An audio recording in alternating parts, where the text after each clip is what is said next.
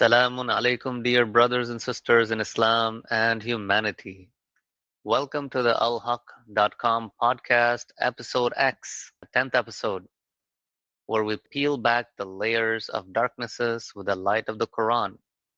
X is the Roman numeral, right? For 10. Maybe Yeah, we should say Ashara instead.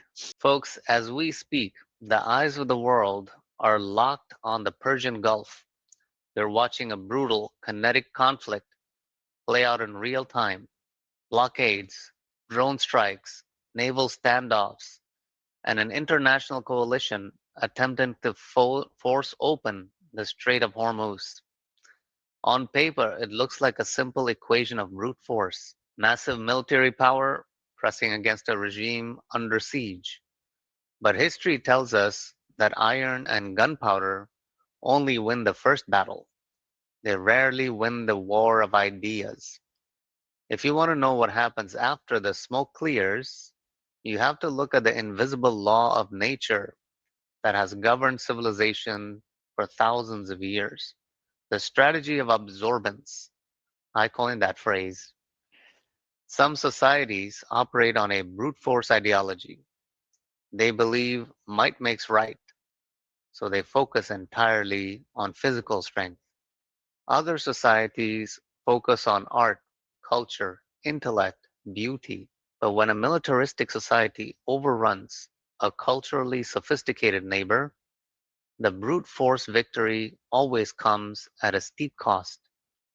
Ultimately, the superior culture heals, transforms, and restructures the raw power of the conqueror. Together, they fuse into a balanced civilization, a historical yin and yang. The conquerors win the land, but to rule it, they must adopt the laws, the administration, and the tools of the conquered. They win the war, but they completely lose the culture. Look at the historical blueprints. We saw it when the unstoppable Roman legions crushed the Greek city-states. Rome held all the military cards, yet Roman elites looked at Greek philosophy, rhetoric, art, and drama and realized their own cultural frameworks were completely unrefined. As the Roman poet Horace famously quote, "Captive Greece took captive a rude conqueror." Rome adopted Greek mythology, hired Greek tutors, and built an empire we now look back on collectively as Roman. Greco got top billing. We saw it again when various Germanic tribes, the Visigoths, Ostrogoths, and Franks, overran the collapsing Western Roman Empire. They possessed total military dominance, but they found themselves surrounded by Roman law, the Latin language, and the Christian church. Instead of erasing Roman culture, the Germanic kings sought to legitimize themselves through it. They codified their laws in Latin, and centuries later, Charlemagne didn't crown himself king of a tribal federation. He crowned himself emperor of the Holy Roman Empire. But nowhere is this strategy of absorbance more profoundly clear than in the triple crucible of Persia. Persia sits at a literal geographical crossroads, making it a constant target for massive military empires. Yet it acts as a cultural black hole. Its gravity is so immense that any military force that gets too close is pulled in, dismantled, and reassembled in Persia's image. Look at Alexander the Great. In the 4th century BC, Alexander set out with an explicit aggressive mission to Hellenize the known world. Hellenize means to make make it Greek. Yeah. So Hellas is the classical name for Greece. His Macedonian phalanx was widely effective, exporting Greek architecture, language, and cities across the broken remnants of the Achaemenid Empire. But look closer at the historical bargain. In his relentless drive to conquer Persia, Persia quietly conquered Alexander. He discarded his Macedonian attire for Persian royal robes, adopted the sacred imperial court etiquettes of proskynesis and ordered his top generals to marry Persian noblewomen. The resulting Seleucid Empire became a classed hybrid chimera, where Greek rulers quickly realized to retain power, uh, they had to drop the guise of European conquerors and act like traditional Persian kings. Centuries later, the Mongol invasions brought catastrophic destruction. Hulagu Khan sacked Baghdad and overran Persia with the most terrifying, effective military apparatus the world had ever seen. Yet nomadic horse warriors cannot govern settled, bureaucratic empires using only the bow and saddle. Within a couple of generations, the Mongol Ilkhanate converted to Islam, adopted Persian as their administrative language, hired Persian viziers, and became massive patrons of Persian literature, architecture, and miniature painting. The swarm was entirely absorbed by the landscape it invaded, and we saw this exact same phenomenon during the early Arab conquests of the 7th century. The early Muslim caliphates achieved a staggering military victory, dismantling the Sassanid Empire. The Arabs brought a fierce new religious zeal and the Arabic language. On paper, Persia was completely conquered. However, the nomadic Arab tribes did not possess a complex imperial administrative tradition capable of managing massive settled civilization. So the conquerors completely adopted the existing Sassanid model. Persian bureaucrats were kept in place to run the tax, postal, and administrative networks.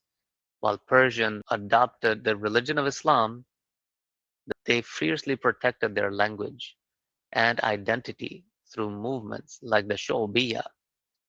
And here's the ultimate proof of absorbance. Look at the geography. While regions of the West and South, like Egypt, Syria, and North Africa, were completely Arabized and lost their native languages, the Arabic language stalled at the borders of Iran. To the east of Persia, Arabic did not flourish. Instead, it was Farsi that became prolific, establishing a virtual Persian monopoly in Islamic scholarship, poetry, philosophy across Central and South Asia. A swarm of bees is loud, aggressive, and highly destructive in a single moment, but the bee cannot destroy a garden full of flowers. In fact, the bee is mechanically designed to pick up the flower's pollen, carry it elsewhere, and inadvertently help the garden expand.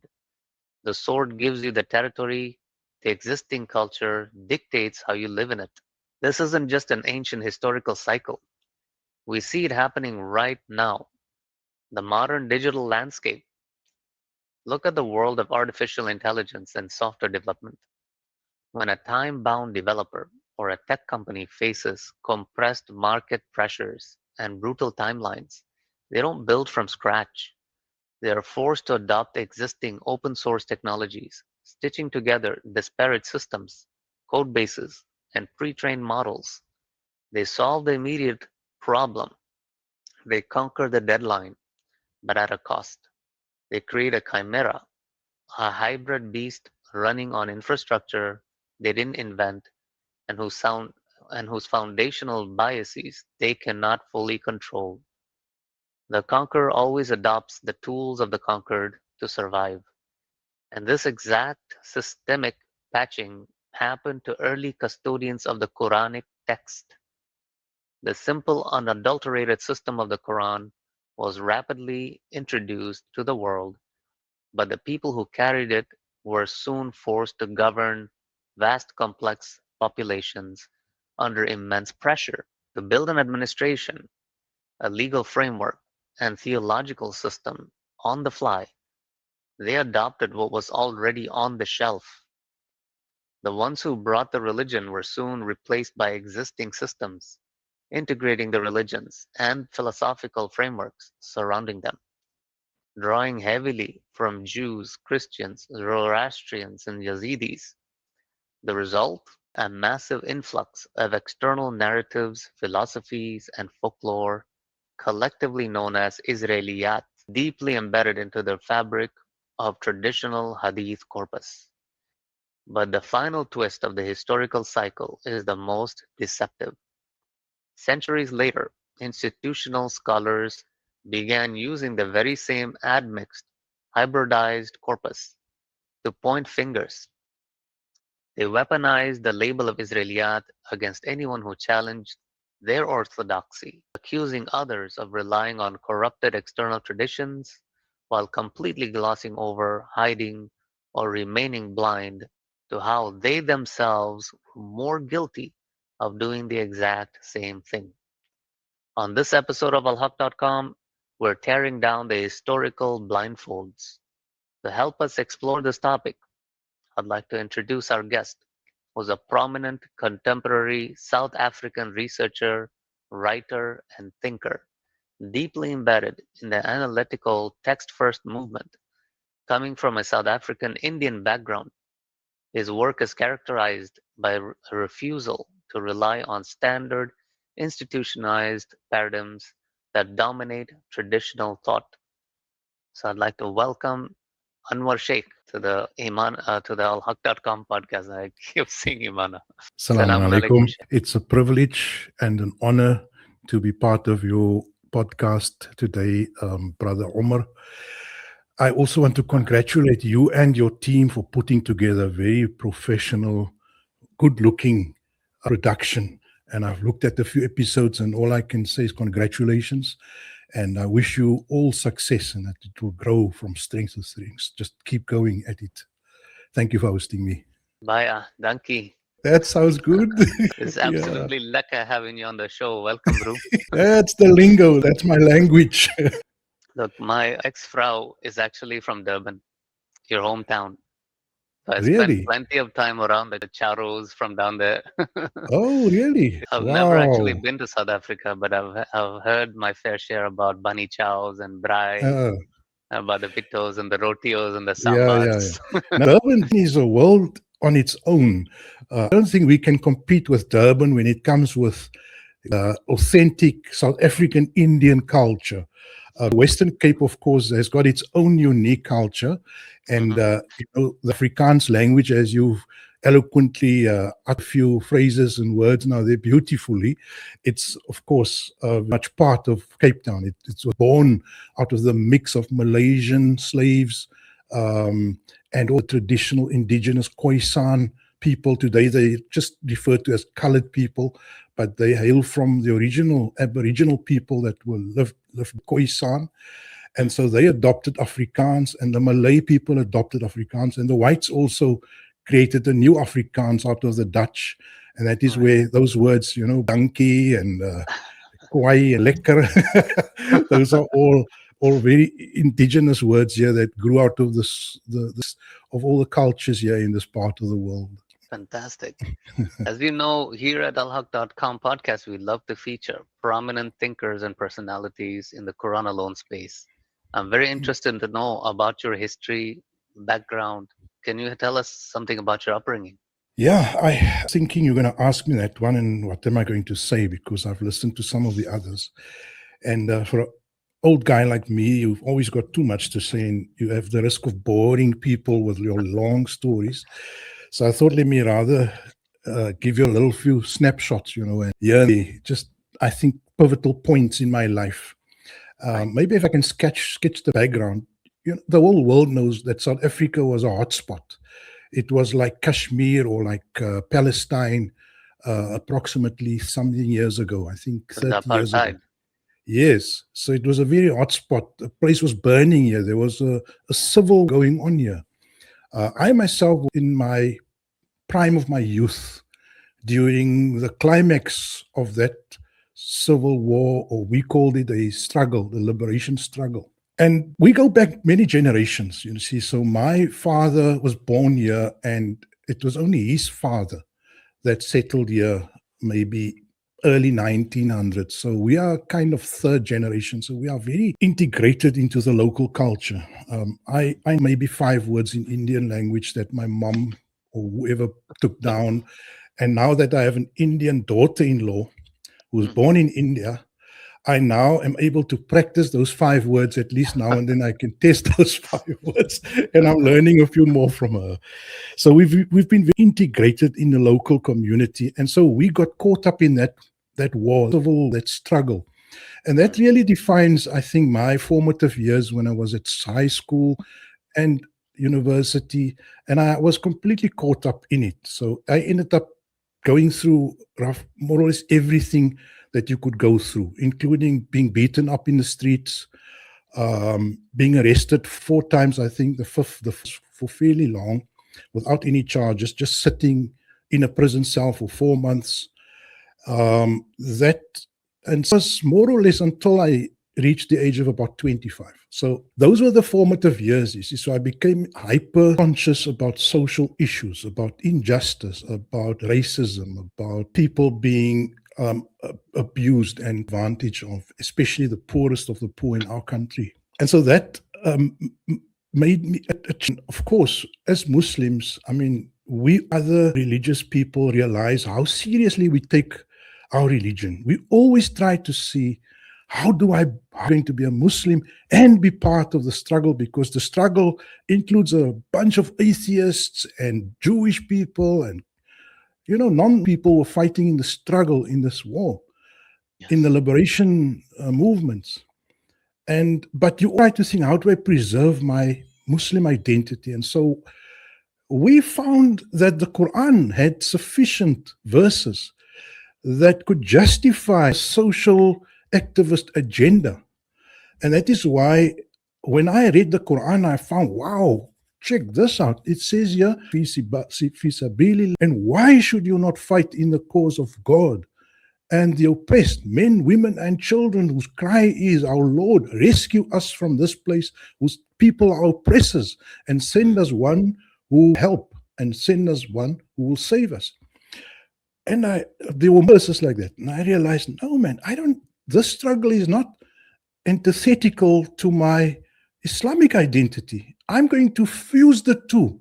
I'm going to be a soldier for justice, but I'm going to do so from the perspective of my cultural identity, which is a Muslim.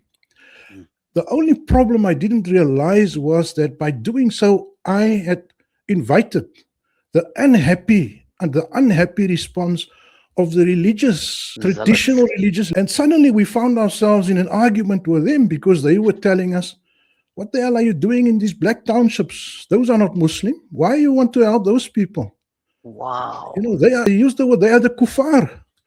Now imagine, in South Africa, the worst word you can put on a black person is the word kafir.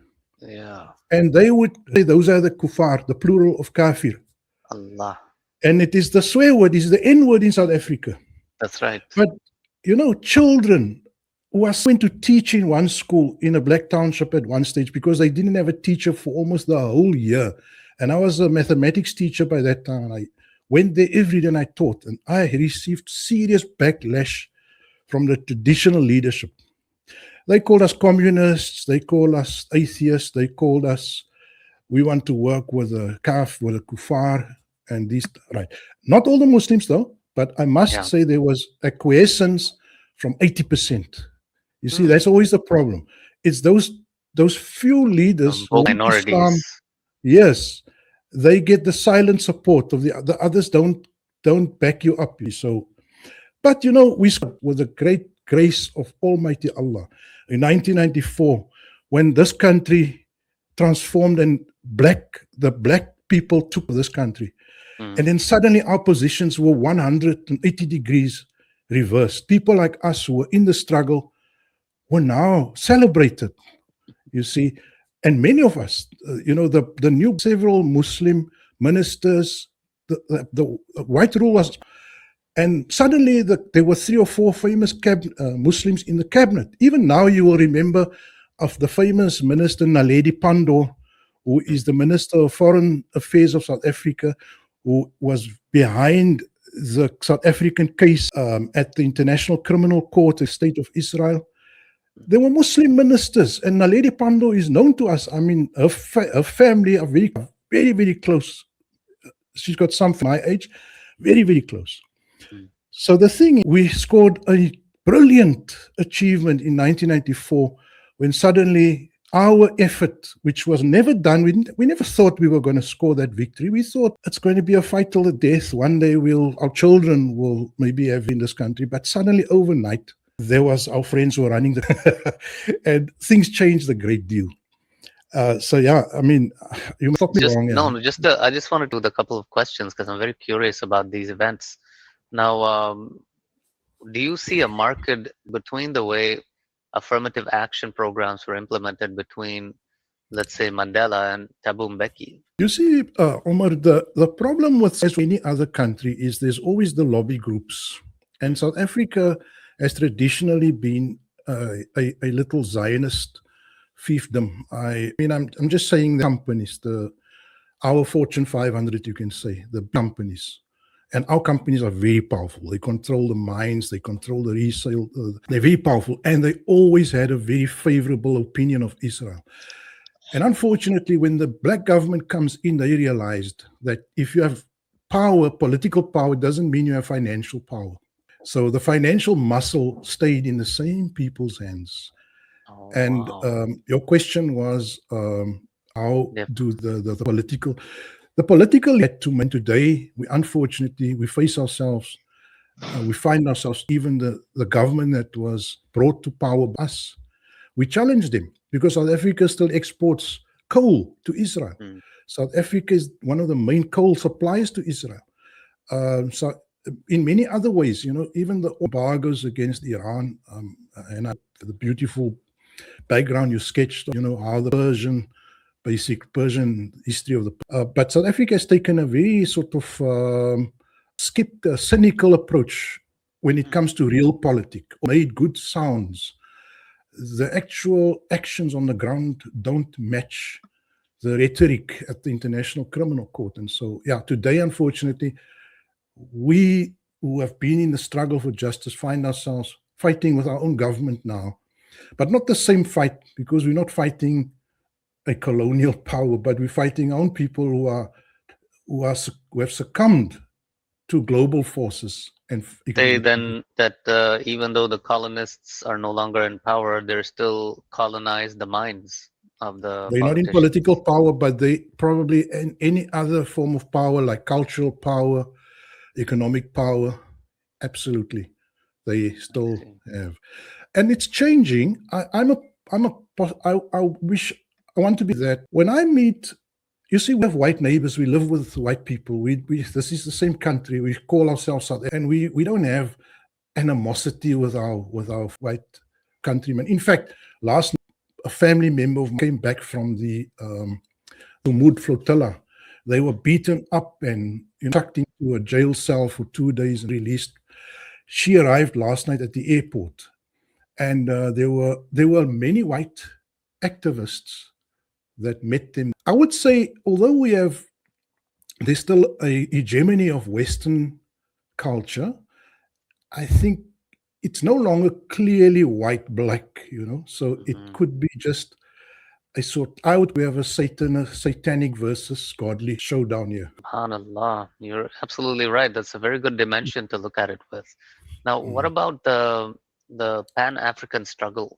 You have like the testing grounds or proving grounds of all the different revolutionaries, having gotten their start in Algeria, for example.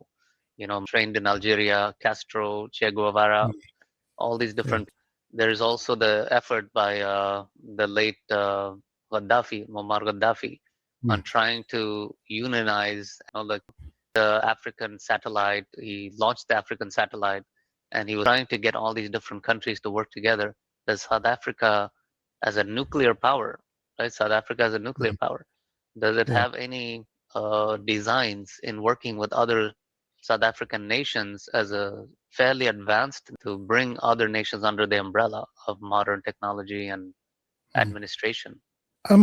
I think there are two pictures one could probably see emerging in our society. And I guess it's the same in all other. To have the uninvolved, apolitical, um, ignorant masses who really only care about through the day Mm, paying bills. And I don't think they think much about it.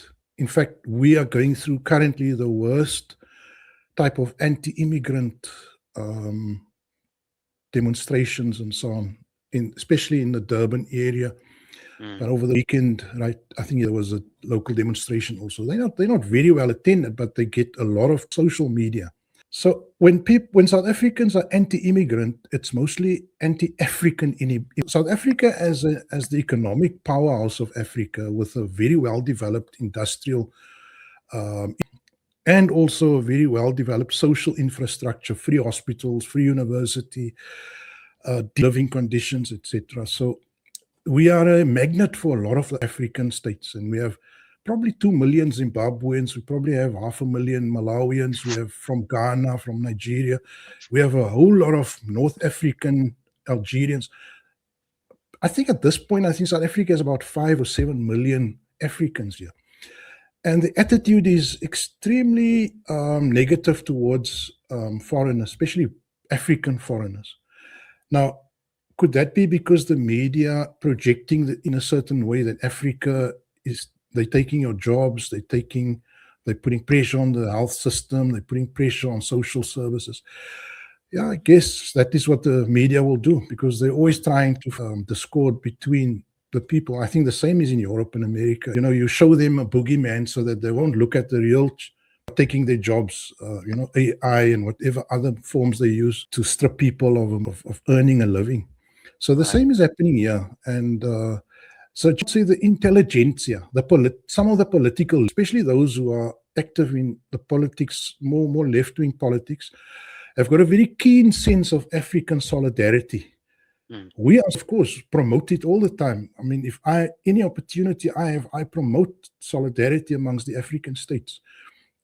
Africa is very the machinations and under the America. You see, America is what is called Africa mm, Command, and it's that's got right. bases all over Africa. Even has a base in our neighboring country, Botswana, massive base there, with any type of strike force. If anything should happen, recently we saw them attacking Nigeria. So Mm, their clutches, they've got Africa within their grip and their clutches. But there's a lot of optimism from countries like Colonel, from these countries in the Sahel. There's also the Ivory Coast, and there's General Traore. So we take a lot of inspiration from people like Traore, that you can, in fact, free yourself from that colonial mindset.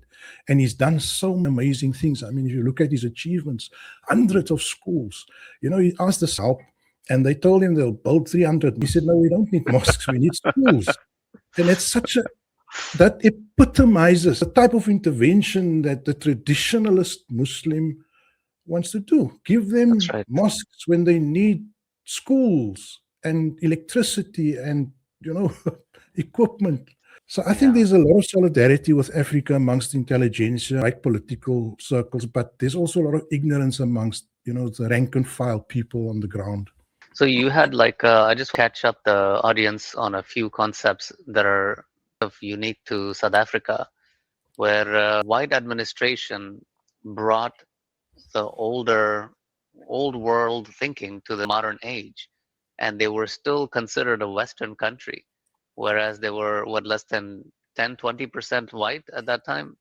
And so you had close to 80% blacks, and then you had, as Brother Anwar mentioned, coloreds. The Mm, coloreds are people who are neither white nor black. They're mm, mixture, and all Indians and the Malaysians and all the other mm, non-black or non-white mm, races were considered the coloreds. And they mm, created a buffer zone between the whites and the blacks. So they had this land that is like almost unusable that they gave to the blacks, and then you had the nice posh Cape Town over there, you know, mhm. and Yeah. where they had beautiful places that's for the whites, and then you had coloreds that played Mm, like a buffer zone. They love to take Indians everywhere they go. The British, they love to take the Indians because they're good lapdogs and good servants, and yes sir, no sir, and and they won't resist, and they're educated, and they're able to hire administrative would take us, but they still had that dome pass. They had that system where without a mm, pass, without a passport kind of a book, you can white neighborhoods saw you it makes it look like it's not a white neighborhood anymore.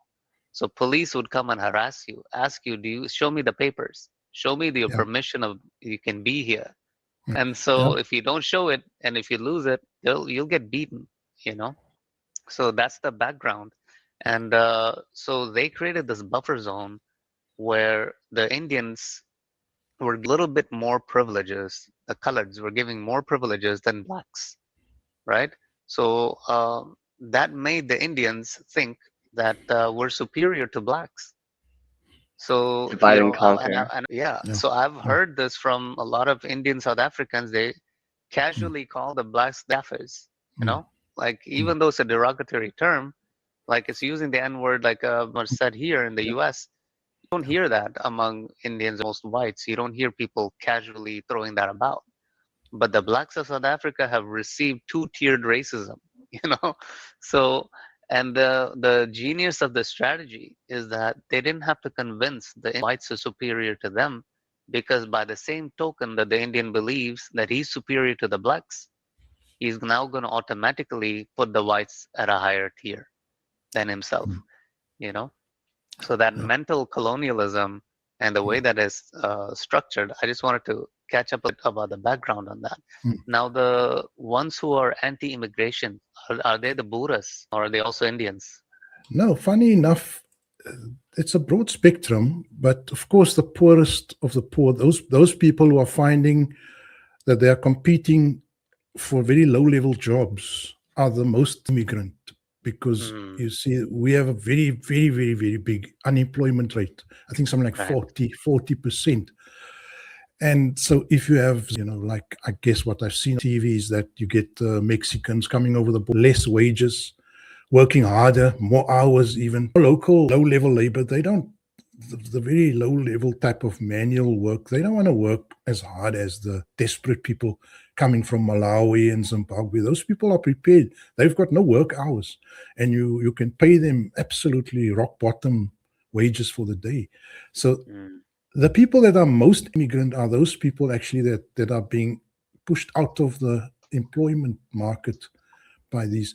So I would say it's the poorest of the poor people, but also I know there's a lot of that that are skeptical of immigration, because immigration also costs a lot in terms of you have disorderly settlement. You have these informal camps growing up on the outskirts of all the cities, shanty, informal structures made of zinc and metal structures, basic plastic structures.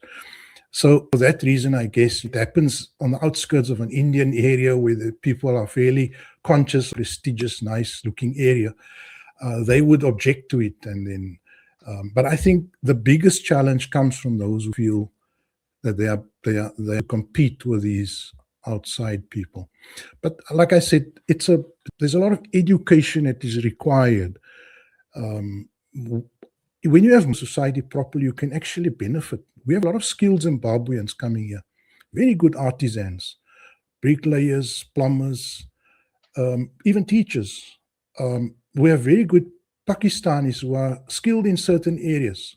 And we actually have a big Pakistani community also now.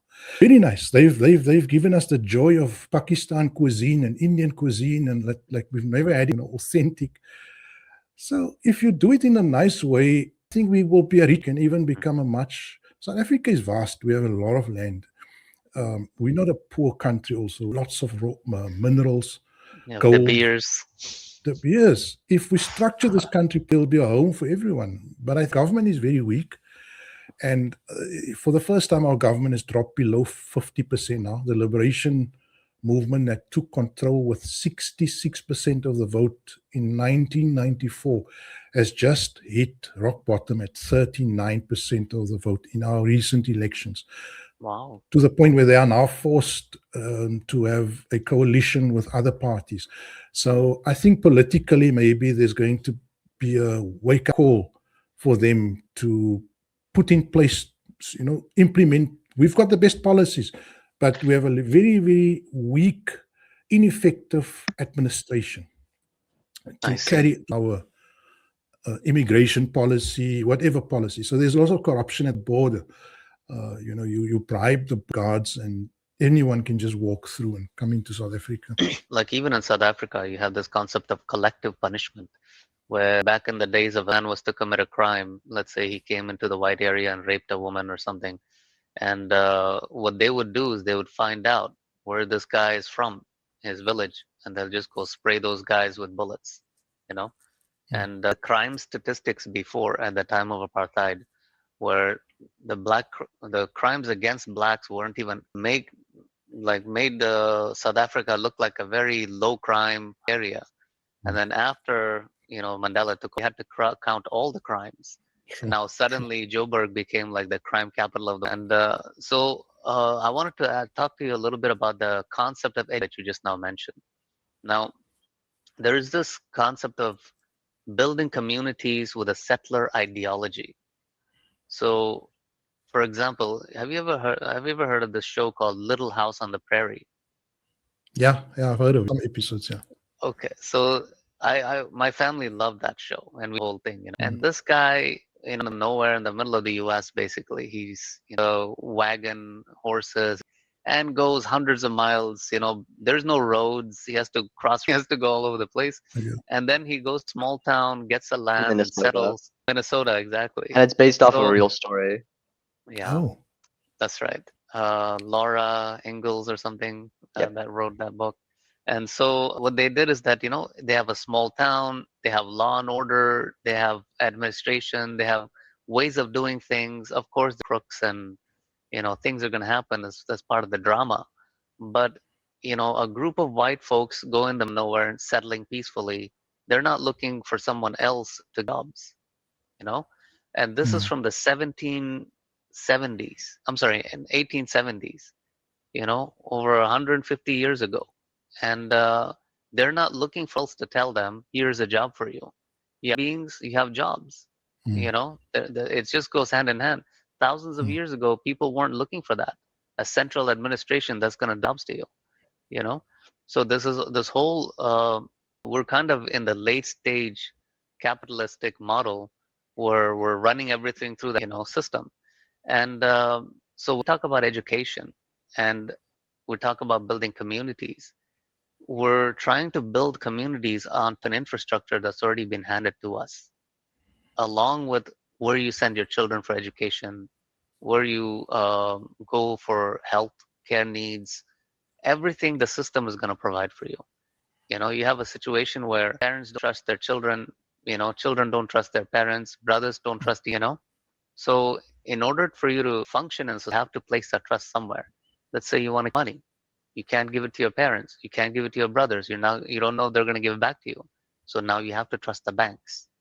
Banks will take your money and roll it out into interest rates and make a profit off you. Then you have to buy insurance policies to cover your your risks, and they'll make money off of you. The way that the society is structured, when we become educated in society, then we're being educated about how to become better servants of the society, of the machine. So the concept of education, from a foundational perspective of building a community, if you look at the Ibrahim in the Quran, he has a son in his old age, and he takes him, settles him in the middle of a land with no cultivation, and then the house of Allah there, they cleanse it for the people who are people that are and Rukai Sajud, all those things, and then they prepare the place so that they can announce Hajj, so people can come to them. Then they thrive it with Umrah. They build up the community. So this whole blueprint is in the Quran. However, our modern concept of education is how we learn to be more good servants to the system. What are your thoughts on that? Yeah, no, beautiful. It's I think it goes to the heart of our mission. I mean, I look at your mission here, what you are doing here. This is, I guess, very much part of bringing light. Yes. And that is I guess, can you really be free if you are not wise, if you're not informed? And then you are slowly swallowed up, turned into a milk cow, basically they say, to feed off you, like a Yeah. parasite, and the purpose of your whole existence becomes to be a feeder to the system. Whether it is paying your iPhone every month, or your, like you say, your insurance, or whatever, fees for that, taxes. Right. And I think education empowers you to that can challenge. You will see, as I see locally also, the Muslim community are the least skilled at engaging with these powerful, complicated, complex political impositions. We can hardly articulate ourselves within the public arena. And so we become almost like just the tool of all these big players. Like, Donald Trump used some Muslims last time to promise them that he's going to make peace, and then they all board the Trump train. And it is only through education that you create what I believe, and that is what I spent a lot of my effort on. I'm currently working on a paper with a colleague of mine on how do we transform the education system so that it provides the opportunity for people to emancipate themselves from this complicated, we're living in a complex world. It's not as it was 100 years ago. Our great-great-grandparents, it was easier for them to see how they're being taken for a ride, how they're being screwed over by the government and by the politicians. It's much more complex. It's much more insidious. It's more, when I did my translation, I looked at the word jinn. Said, jinn, where Allah says you worship the jinn. In one verse, Allah says they will be asked, why did you worship the jinn? But I thought to myself, but I can't remember reading anywhere that Muslims worship the jinn, or even that the pagans worship the jinn. But then when you look at the meaning of the word jinn, it is something that is obscure, that is hidden from sight, that is an agency, an agent, or a force that is operating from behind the covers and behind some hidden. Suddenly you realize that Muslims, and I guess all people really educated in which they have been colonized, fall prey to this type of version of the jinn. And education, of course, has to play a pivotal role. When I did doctorate in education, I studied the lingering effects of apartheid and colonialism on the black mind. I look at two products of colonialism, the white mind and the black mind. I know that's an oversimplification, but the black mind suffers in a very different way. But it doesn't mean the white mind also didn't suffer. To the white mind was made blind to any other imagined way the world can function. So truly the white mind thinks that this is the way it was meant to function. This what we have, the way that typical Western society is highly materialistic, highly agnostic, highly selfish, is the normal way a human should function on this earth. And they've been rendered blind, as the Quran says, and deaf to conceiving of any other way in which the society could be structured. The black mind has a different problem. The black mind, both products of colonialism, has given up on thinking about things. And the black mind is what certain researchers or scholars in the field, like Flom, the Dutch researcher, she says they have a break in the constructive reflexivity. You and me, who I think are able to effectively in modern society, problem, and we think naturally, go through it, can I go around it, or must I challenge it? And you either adapt, you avoid, avert, or you challenge. And you are going to formulate a strategy based on what your mind tells you. And that's really what human agency amounts to. The black mind is unable to muster or to summon that type of reflexive response. So what will happen is, and when I say black, I don't mean black, I mean the victim of a long-term colonial imposition. Right. It could be just as true wherever. India. Wherever there was term imposition of a colonial system. So it's needed what the education must deliver first and foremost, and I'm working with a very close friend now, Professor Naika. He's a Hindu, good colleague of mine. We serve on the same board. And he wrote a book just recently that how the education system reproduces the colonized mind. So in other words, a person who cannot really summon the ecological wherewithal to confront or to engage with the modern complex capitalist or whatever system. And you've got to change the level of education. You've got a child that comes in will be decapacitated or incapacitated because their parents learn how to speak up and to engage and to confront. So you need to break that cycle with the children and teach them how to challenge. But you can't do that in a madrasa where you are still imposing reproduced ideas that you even go and fetch further back, 1,000 years back, and you just, like forcing that into them.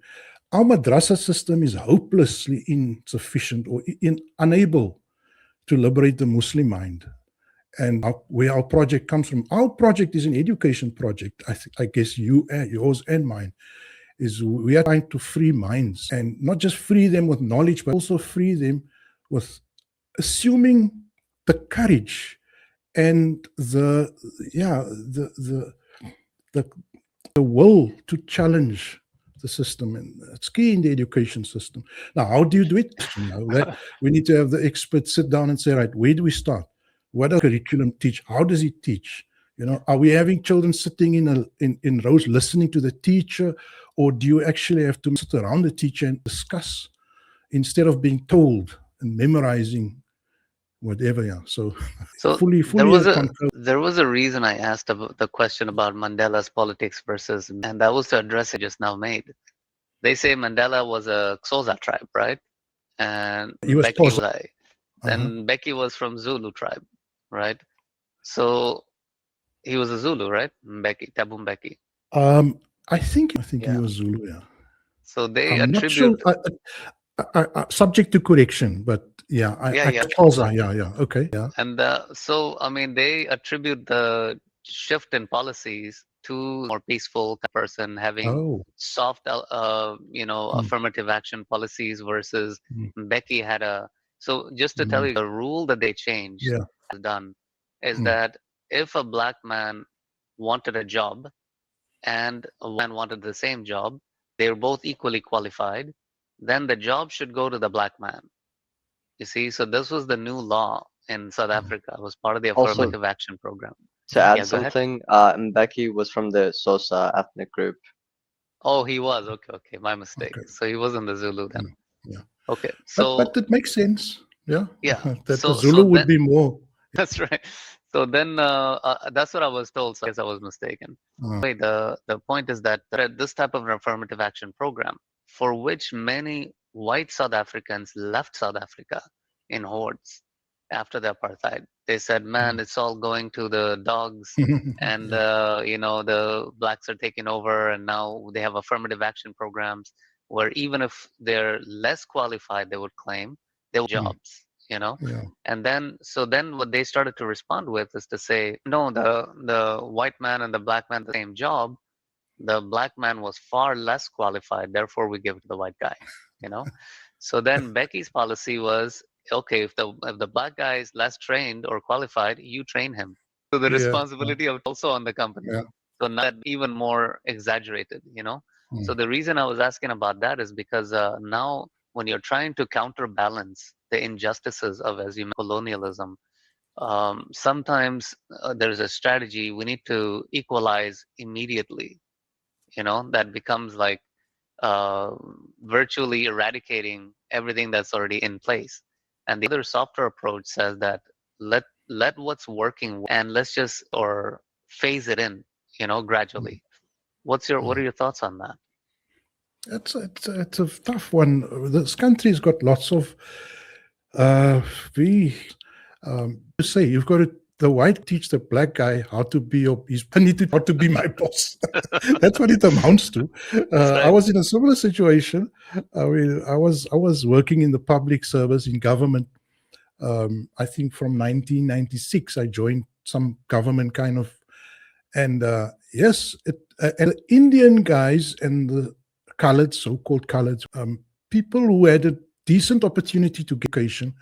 So it becomes, it affects them. There's also a policy government that those who are most oppressed must get most opportunities. So coloreds are not seen as being oppressed to the extent that blacks were. And so there's a complicated system of giving blacks slightly more opportunities than coloreds and Indians. Mm. So you have the dynamics playing out there also. It's very, very tough, unfortunately. And a lot of it I blame on the black government not designing original new, but taking on board the way America dealt with their racial inequality or inequalities. So took the whole affirmative action concept, which is an American concept. Mm-hmm.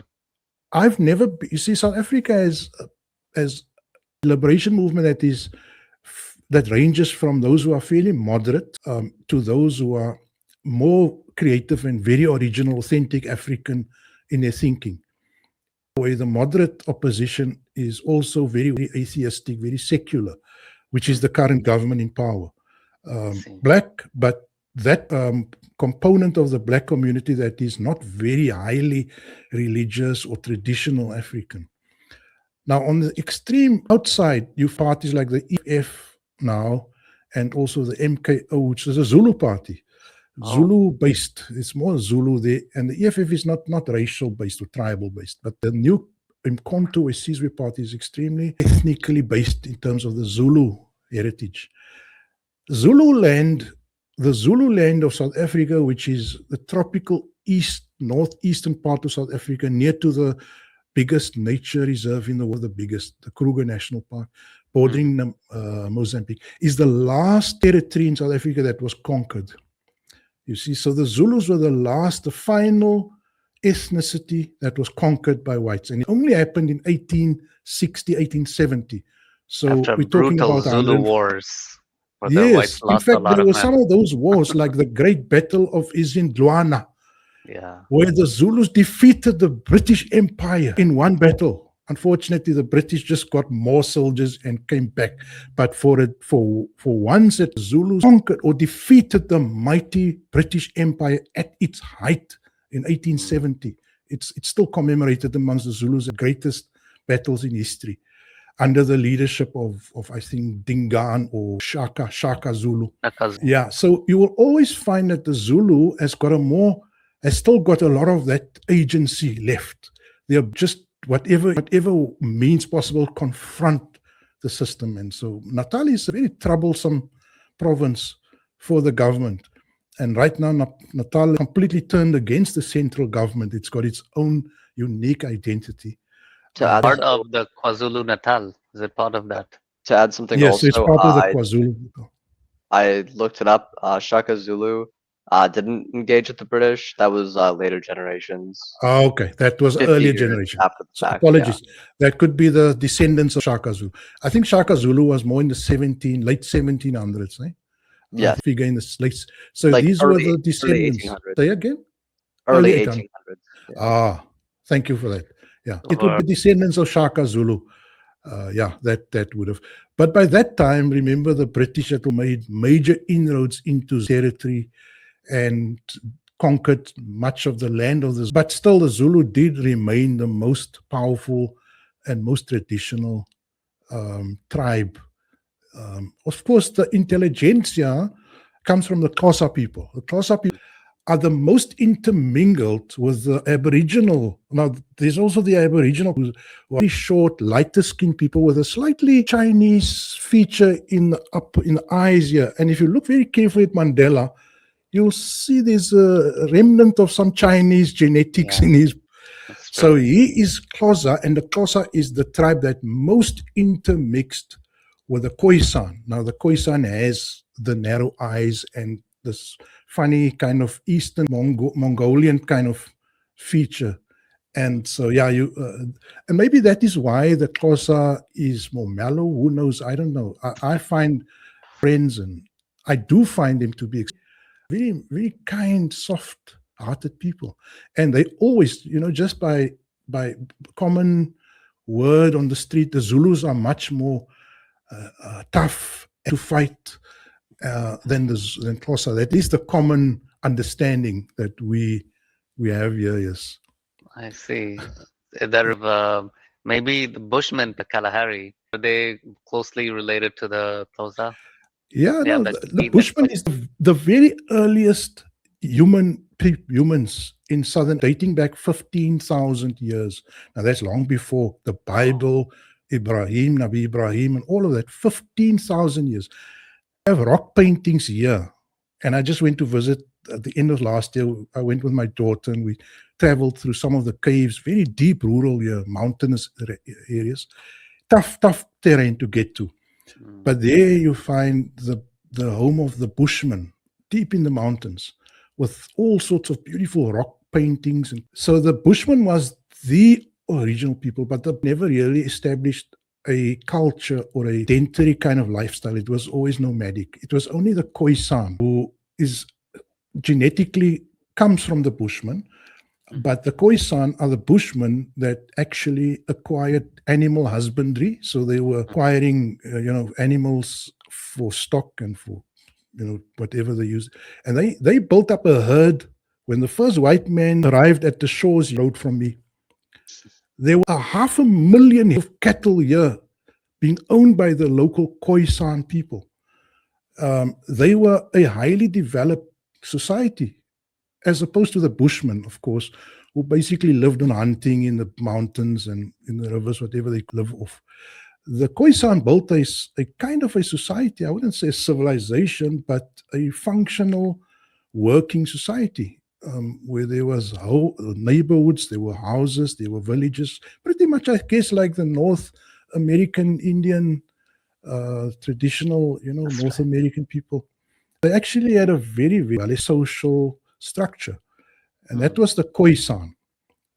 But unfortunately, it's only about the 1700s, and then that was, and the Khoisan were reduced to beggars and alcoholics, and today, just like the Native Americans. Absolutely. And it's heartbreaking because I grew up in a very small town, not here in the city. I grew up in a small town, and there were still many of the Khoisan. They're not dark skinned, they're actually more yellow, fair yellow. And they actually have more of an Eastern feature. So you would find they're called Khoisan, they're called coloreds.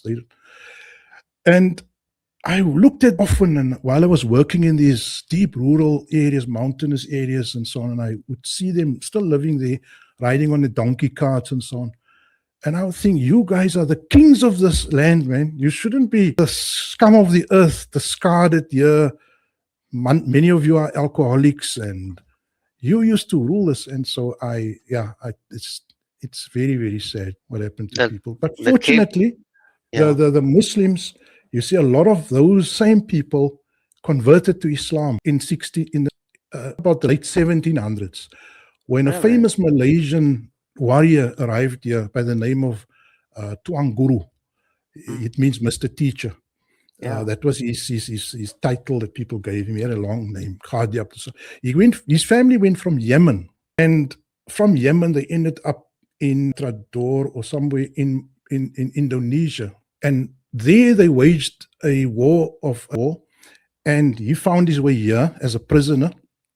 And we're talking about education. He's the first black man, let's call him a black man, who started a school in South Africa in around about 1780. And he allowed in that school any person that would not get into the government schools of the time, the colonial schools. And his school filled up with 300 Khoisan, the same Khoisan, the slaves. And it so happened that much of the Khoisan, under the name of the colored community, actually became Muslim. And today you have tens of hundreds of thousands of people who could trace their roots back to Khoisan. Their surname would be Janchis, Kamis, even, so you can hear on the surnames that, and you have like Maulanas and Imam with Khoisan sounding surnames, which is a beautiful thing, I think, found its way to the hearts of much of the descendants, at least. Probably because the message resonated with them. Well, it was a school, and they knew good things come from the school. I had a friend in the township, lived in a African township, and in the township, drugs, booze, debt, illicit sex is the order of the, especially now. Not, it wasn't so before the party, but now those things are. You cannot escape that life. And this guy became Muslim, right? So he told me, he joined our group. We had a Muslim center there in that township. We created a point where we would gather every day and make salah. The type of salah you want to understand is where the message and the word directives of Allah are being recited, are being rendered. Really? So he at that time, where we pushed the message, the authentic message, hopefully the authentic, and he became Muslim, right?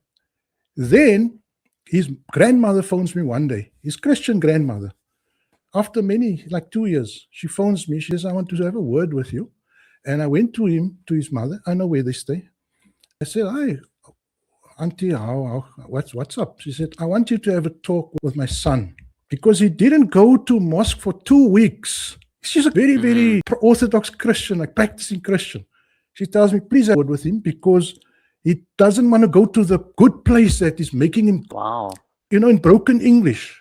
She saw that place there is improving my grandson's life.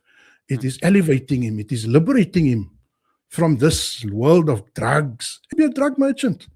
He used to sell drugs. He was a peddler. He stopped that. Today, that guy, he's married. He's got children. His daughter is amazing. It's many years ago. He himself is a grounds manager at a big institution. He lives on the premises. He's helping born Muslims now who are neighbors. They come to him, got 100 rand for me, or if you got some money for me. He's counseling born Muslims out of drugs and out of and helping their kids to. And I say to myself, you know what? This is the essence of Islam. Take this beautiful message, because read the Quran. It says to elevate yourself in terms of dignity. Abandon that are shameful, that the devil wants, yes, because the devil is exploiting you via those destructive social practices. If society collapses, then where do we go for help? We have to go to the man with the money. We have to take interest-based loans. We have to take out insurance if there's a crime problem. So if society implodes, there's money to be made from the failure by some rich people. But if we can reconstruct society and defend it against that kind of vice, we'll create a flourishing. And I mean, this brother that I'm referring to now, he's living testimony to the power of the Quran. If we can only find a way to make accessible and not cloud or destroy the tens, hundreds of thousands of nonsense that we're trying to push. This week I noticed everywhere. This is the last thing. We have a Muslim Students Association one of the people went on the flotilla, on the Samud flotilla. She's a student there, a lecturer. So the Muslim Students Association is very much in the pocket of the traditional dumbed down Muslim leaders. We asked them, what are you doing to welcome back flotilla, our heroes? Because these are heroes. There were 5 of them or 10 of them. They said, no, we're busy raising funds to buy a sheep to slaughter. This is how far, why the hell are you looking around for buying a sheep to slaughter? Get real, man. Why don't you buy some meat at the butchery in case you want to donate meat? This, you see, because captives of 500 to 100, 1,000 years ago. Their minds have stopped functioning 1,000 years ago. And they still try and reproduce something that is in books that is 1,000 years old. It's utterly ridiculous. And they were very embarrassed because the students exposed them. Why are you not here? The Muslim Students Association welcoming back one of your own. No, they were busy buying a sheep. Sheep. That's why I call them sheeple. Because they like to deal with sheep also. That's true. You're right. I know this program is about this stuff. South Africa has brought back so much memories for me, and that's why I'm going a little bit off topic. So No, Like one of the I'm at your service, wherever you want to take me. no, not at all. Not you have. I just wanted to like note points. The Cape Town is because of the Cape of Good Hope sailing, south in the African continent until they felt this is going to go on forever, and finally, when they reached the Cape, they started to way around Africa, Mm, and they got to India by mm, going around the Cape of Good Hope. Vasco did that apparently discovered the route to India from around yeah, Africa. And yeah. South Africa has the biggest mosque in the southern hemisphere. Just a Mm, quick FYI. yes. And the alcohol analogy, the drugs, and these are all, I would look at that as an analogy for colonialism. How even in their own communities, the Western communities, alcohol is a big problem. But by making it look like it's something that's fun or being able to colonize the other races with it to such a degree will overconsume it far Mm, more than the whites would. Any sure. consumption is consumption in my view, but Yeah, still. true. And one of my favorite movies is the movie Gods Must Be Crazy. Have you seen it? Yes, absolutely. Yeah. It's Yeah. tragedy what happened to that actor later on. I think they Yeah. made like second part and a third part, and I kind of followed his Yeah. history a little bit. Yeah. Yeah. So touching upon the topic of Islam, Sheikh, I understand you've been trained in Al Azhar. Can you tell us Mm. about that?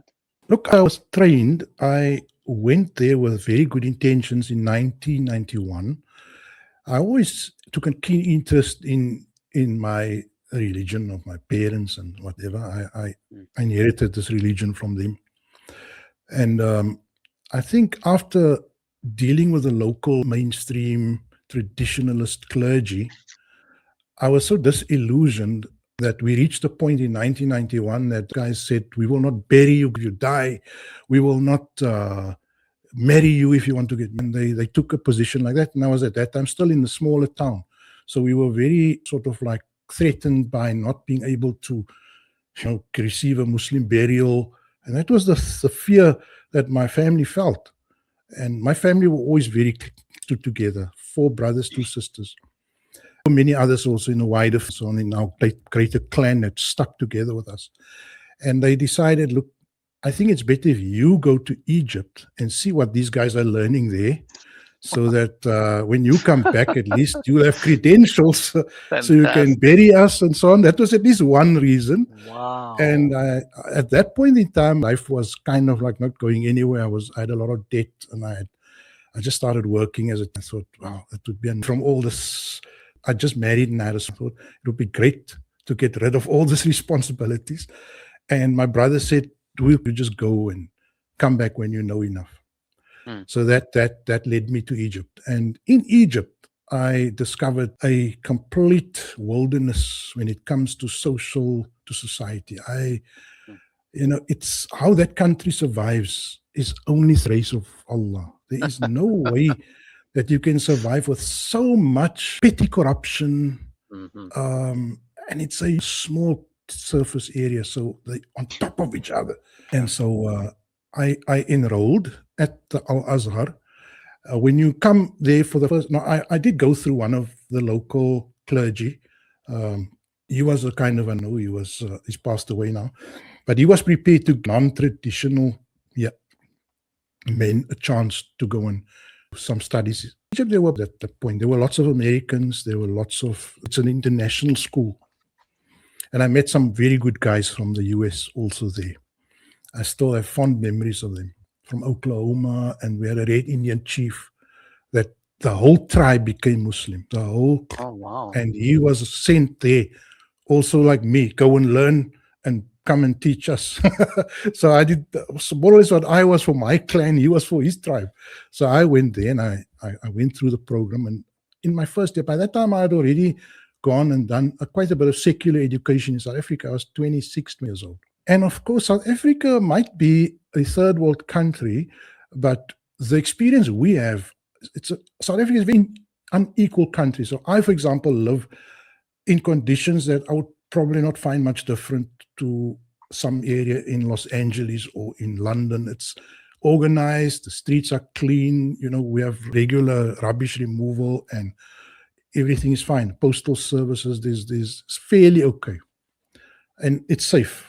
And we do take precautions, but it's generally okay. I've never had an incident here. Egypt, and here the train has to hoot to get intersection for the cars to make way. And this was one of my US friends, Shaik. He used to chuckle and tell me, I've never seen a place where the train has to negotiate his way through the cars. And that's a very normal occurrence in Egypt. But that type of chaos is everywhere. It's even in the schools and in the institution where I studied, that same chaos manifested. And I just failed to see how this can be of any assistance. So I stayed there for 2 years. And after 2 years, I said, what is this? I can do this at home, man. This is a joke.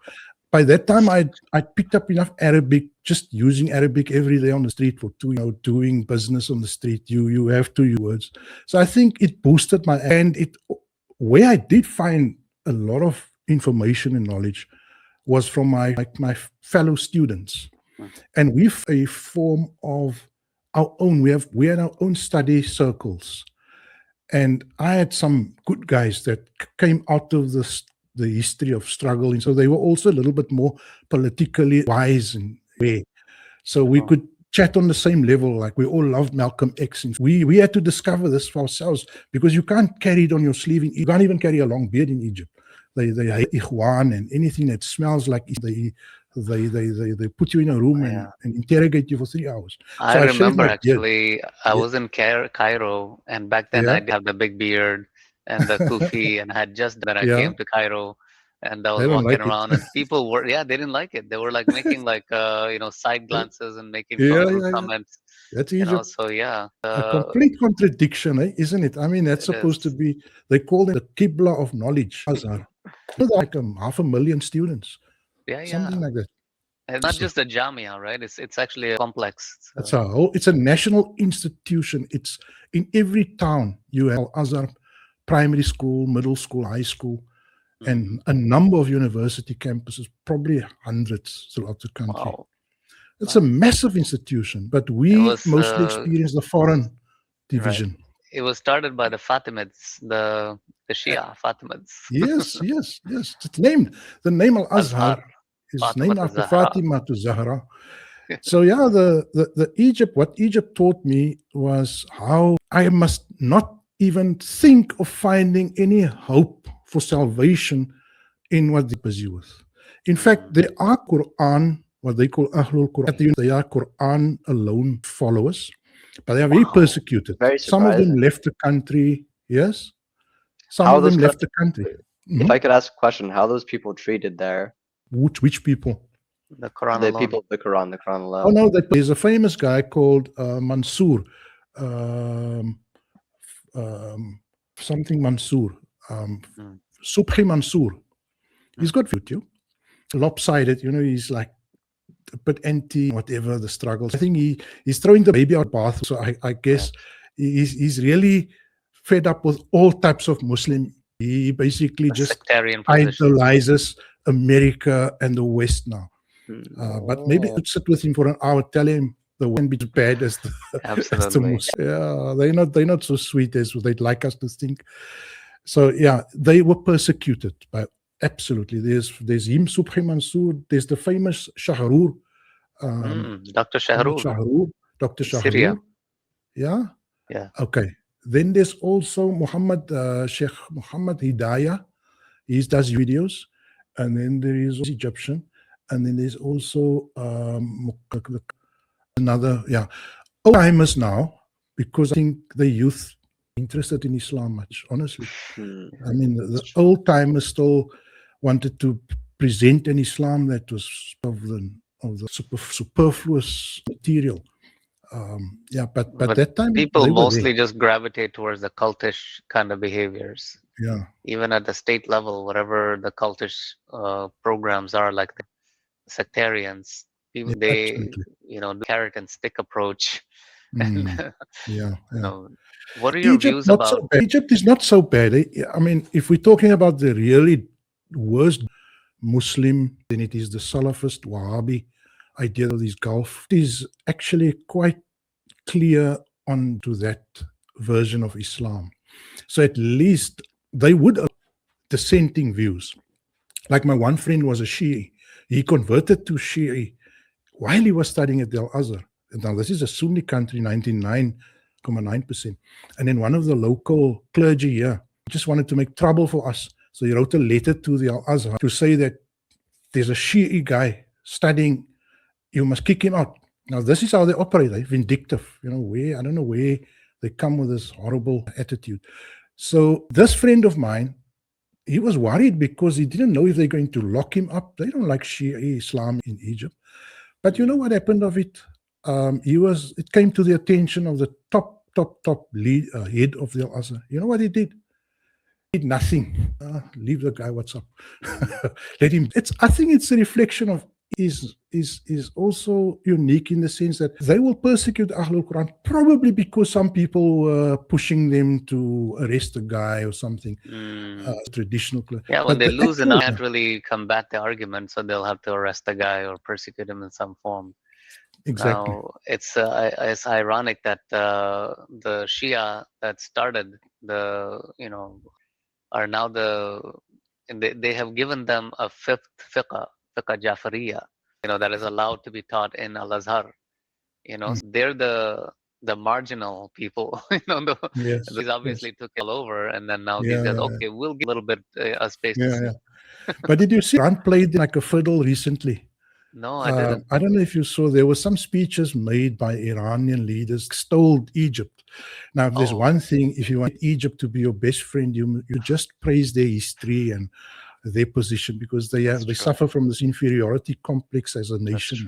Yeah. And so Iran, they put out some poetry about Egypt, great founder of civilizations, the noble history of the pharaohs, and the Qibla of and from that day onwards, Egypt left Iran in peace. So they crave validation, Egypt and I guess they deserve a lot of that praise for their long history. True. Yeah. So when you were in Cairo, when you were in Al-Azhar, what were your views on Tantawi? Are you familiar with Tantawi? Tantawi, he was the head of Azhar when I was there. Tantawi. Okay. Yeah, he was what you call him a lapdog of the president. He whatever the president wanted. Like if there was that, he would listen. There's this about banks can't do this, and then he would say, "Don't worry, tomorrow we'll do that, and then there'll be a new fatwa coming out." So no, there's the house, the Darul Ifta, the fatwa house in Egypt, the Institute of Fatwa.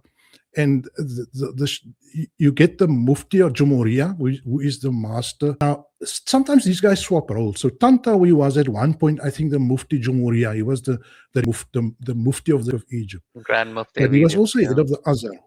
I don't know which period you refer to, but in whichever role he served, he always served the president very, very faithfully. At that time, it was Hosni Mubarak. That's right. Winning the election by 98% every time. Exactly. And he would say, MashaAllah, Allah granted you a great victory. So that is one of the reasons why I thought we are lost if we're going to take these guys to help us liberate the Muslim mind. They're unable to liberate themselves. How can they liberate people? Have you ever There met... was a good one after that. The current one is a little bit more independent. I've heard some speeches of his, but also very defensive, because there was a great national debate 3 years ago between the secular universities. There's this big university in Egypt called the University of Ain Shams, which is a very big secular university. Also the same population, same target group, but they were calling for a relaxation of some of the strict ideas rooted in hadith books. And they were saying we need to reassess the Turath, which is our literary legacy. We need to legacy. And there was a national debate between the chancellor or the head of the Ain Shams University and the head of the Azhar. And of course, the Azhar always wins because they have this emotional sway over Egypt. That's true. Yeah. What were your opinion on Sayyid Ramadan al-Bouti? Tariq Ramadan. No, Sayyid Ramadan al-Bouti. From... I'm just remind. He was Sayyid al-Ramadan al-Bouti. Yeah. He was like the Mufti of Syria. at that time. And made 180 twitch, you mean, or what? No, he not dead. They killed him. No, You're not familiar with him. I've kind of like overlooked this great man. I wish I had known, but very I interesting met. population. 30 and Sunni Muslims. What about? Have you had? Yeah, no, never met him. Attended some of his lectures in Cape Town. At the time, it was something that was gave us a lot of, I guess, Muslim national pride, that confidence in could present a Debate. Muslim viewpoint. But after a while, I think he's of very confrontational engagement with non-Muslims. I think it wore off after a while, and and so he became popular after a while because it developed relations. Because remember, Muslims in Cape Town have got lots of Christian. I myself, we have people mostly marry Muslims. Some Christian girls or guys marry Muslims, but their parents are still Christian, and they would make huge accommodation for Muslims. Unlike in the US, maybe people will buy new pots. They will stop eating pork from that day onwards, and they're still Christian. But they make amazing changes to their own cuisine and catering in their own homes to accommodate their new Muslim son-in-law or daughter-in-law. Wow. So Ahmad Didat is really not as useful in Cape Town because it creates a sort of animosity. It causes problems, so you don't need it. And so I think over time became less popular here, I think. I can't say I speak for everyone, but we definitely outgrew Ahmad Didat very early on. Wow. I was a youngster of 12 or 13 when I used to go to my neighbor who had a boy my age and took Ahmad Didat's little booklets and tried to make him convert, Right. Yeah. And tell him, the word Muhammad is in the Bible. Look at Deuteronomy 18, verse 18, and I shall raise up one like unto him, and I would go the whole. Right. And is that while you realize that, wajadilhum billati ahsana. Engage with them in the kindest and noblest ways, in the best of ways. So I don't think the way to engage is to like go and confront and challenge. Although there's a background to it. Ahmad Didat himself was the victim. He writes in his books of that kind of evangelical proselytization. And so he suffered. He basically built his approach on he was approached by them. So he gave them back the same style that he got from them. But of course, he's a world. I mean, when I went to Egypt, I said, I'm from South Africa. They said, where's that? I said, Ahmad Didat? Yes, Ahmad Didat, Sheikh Ahmad. Arabic, by the way. He couldn't learn Arabic. Ahmad Didat never learned Arabic, but he's a Muslim scholar, and all his books are in Arabic, in the Arab world. Really? Yeah. Yes. Interesting. It's amazing. They poisoned him, right? Our brother from Durban, who's on YouTube also, the Quran guy, Imran Hussein? No, not Imran Hussein. The Durban Quranist guy from South Africa. Ayub Karim. There we go. Yep. Ayub Karim was very close with Ahmad Qasim. Yeah. Yes. He was one of the pivotal on journey. Yeah. He kind of knocked loose the confusion I was stuck with of hadith. And so I was practicing the Hanafi fiqh, even though I wasn't believing in all the sectarian stuff, and I didn't hadith or, that authoritative as that I used to before. But I just couldn't shake it. I was like, how am I going to do salah? How am I going to do X? So I was still stuck. Ayub Karim just knocked loose that whole, concept, because he has a very he's a fearless guy. Far more aggressive than Didat. And you can see comes from the Didat school, the articulation style. Yes, he was a Didat guy. In fact, he was one of the guys who followed into Didat's footsteps. He was doing the Didat work when Ahmad Didat had passed on or gotten sick. He was still on the Didat thing. And then he shifted to the Quran centric approach. And he's a very, you can see the confidence, and his channel grew lightning fast. I think he started when I had 1,500 people, and then within a year he was sitting with 4,000 or something. I had increased only slightly, but that's because very he has a bit of a charm and charisma, I think, and also the strength. I think the way he can project himself, that confidence is very good. It's just a pity I don't see him anymore, so I don't know. I'm I was still on just gonna one say group with that, him. unfortunately, Yeah. just as fast as he grew, he faded. So he entirely disappeared in a flash. I'm on YouTube one channels take WhatsApp him group with down. him, Is it? but he's not talking much there. I had tried to communicate with him a few times regarding his health because on Saturdays I do another podcast about natural Yeah, health, and but he didn't follow up. So may that's his Allah. problem. Failing Yeah, health, unfortunately. It's yeah. unfortunate. It's so sad. I'm 62 now, and I Mhm. think I really only found something that I think is worthwhile pouring in every effort. About 6 years ago, 7 years ago. Now you're 62. How many years have I got left? So for me, it's a scramble against time now. I got sick about 3 years ago. I got very sick. I was diagnosed with some sort of issue in the brain here, right at the brain stem. It was trigeminal neuralgia. Now, it's not a deadly disease, but it's extremely debilitating. You can hardly function because you have the electric stabbing pains hitting you. It's not a migraine. It's like something completely different. It's an electrical, shocking feeling in the face. But with the grace of Allah, about 8 months ago, they were able to access that part of the brain and clear the arteries and the nerves where there was a compression of some of the nerves. And when I walked out of there, I just said, right, I'm alive. Number one, I'm alive. In fact, waking up on the operating table and seeing the time and saying, I was lying here for 6 hours. And then I realized, but my mind is working if I could calculate 6 hours. And when I walked out of that hospital, I said to myself, right, I've got very little time. I'm okay now, I'm good. And I immediately finished my Quran translation.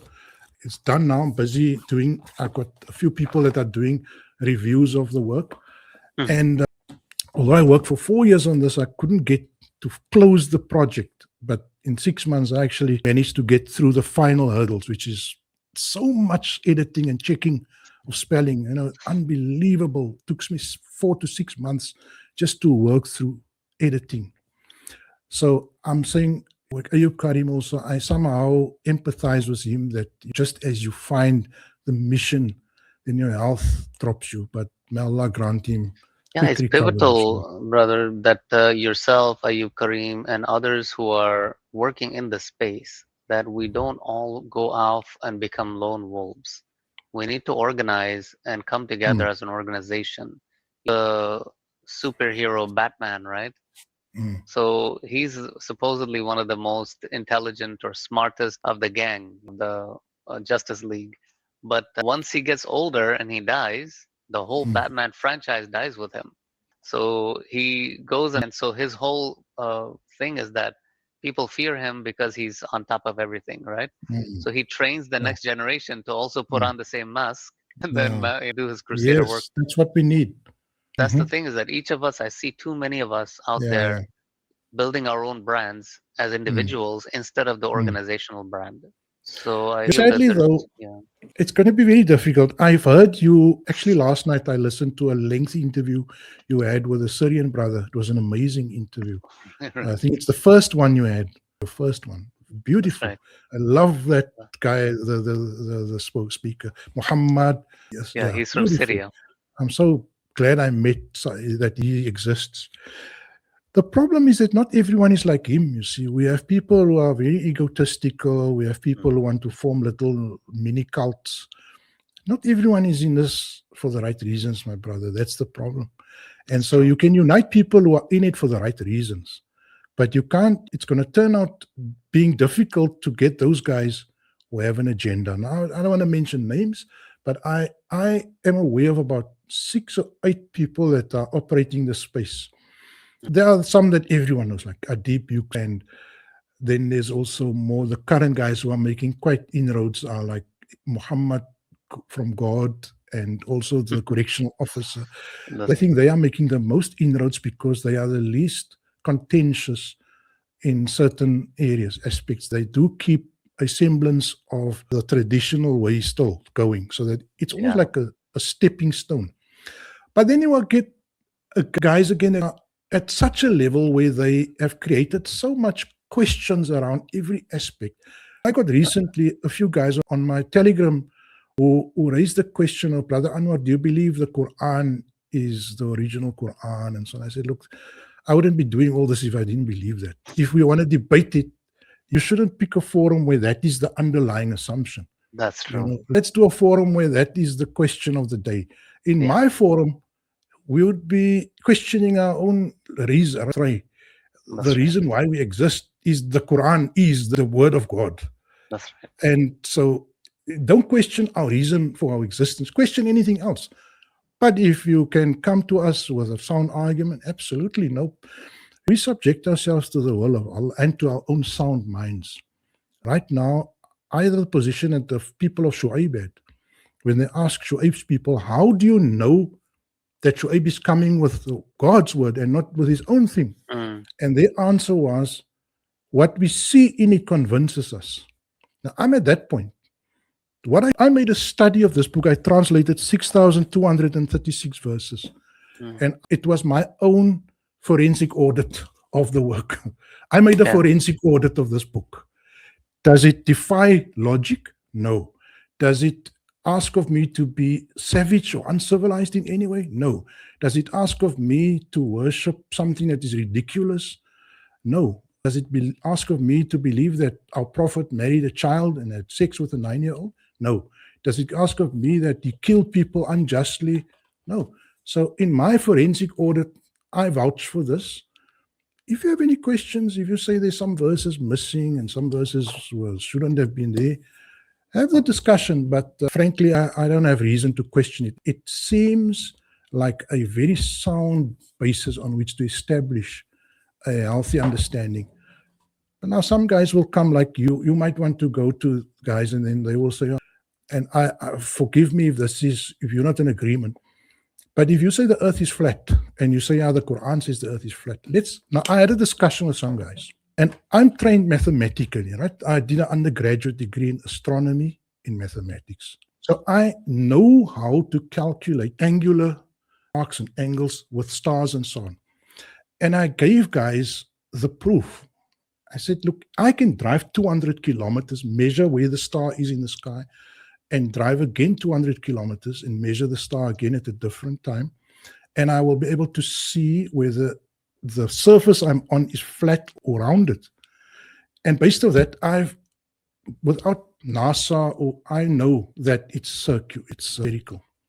So my position is the Quran, if it says anything about flatness, I will agree, but it means it is flat as far as we can see. The plains of Africa are very flat. So the description would go for a local perspective. It depends on your perspective.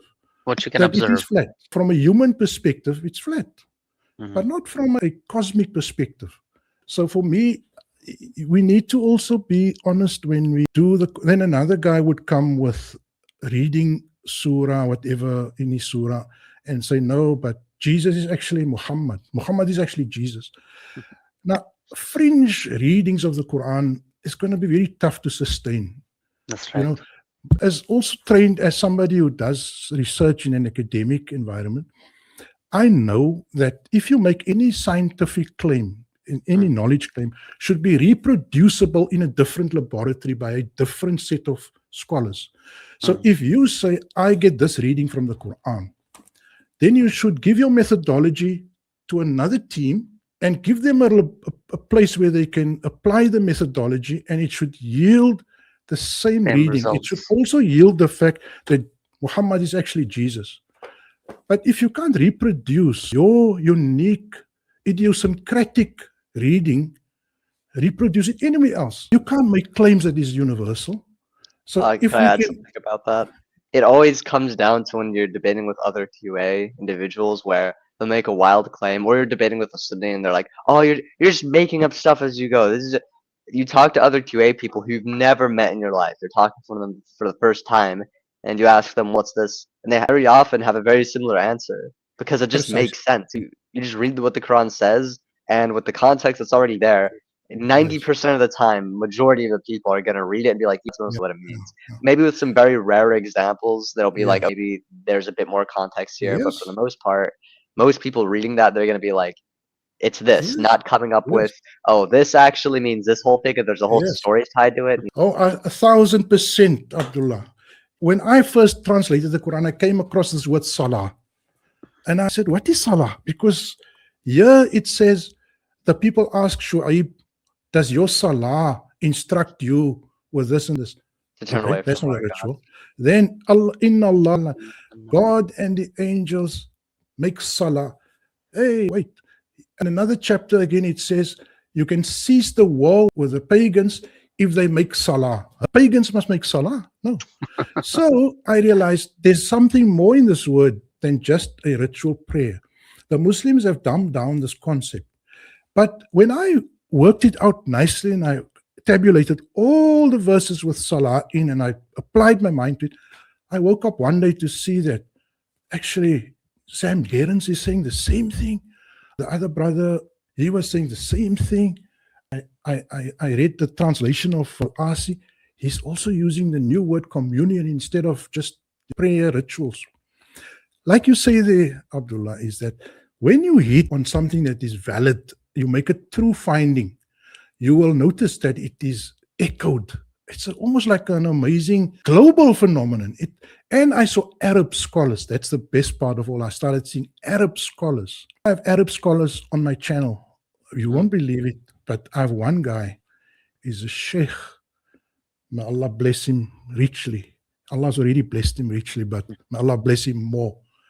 He's from the Arabian Peninsula.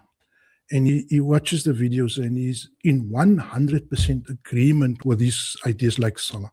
Now I say to myself, I'm not born an Arab or in the Arabic language. I had to go and learn, and I still use dictionaries, but I know the structure of words. I know sarf, nahu. I know the structure of the grammar. If Arabs are saying that looks right, it is a form of peer endorsement.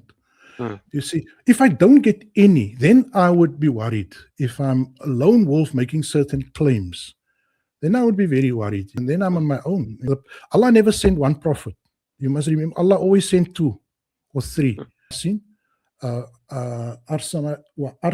We sent them 2 and strengthened the 2 with a 3rd.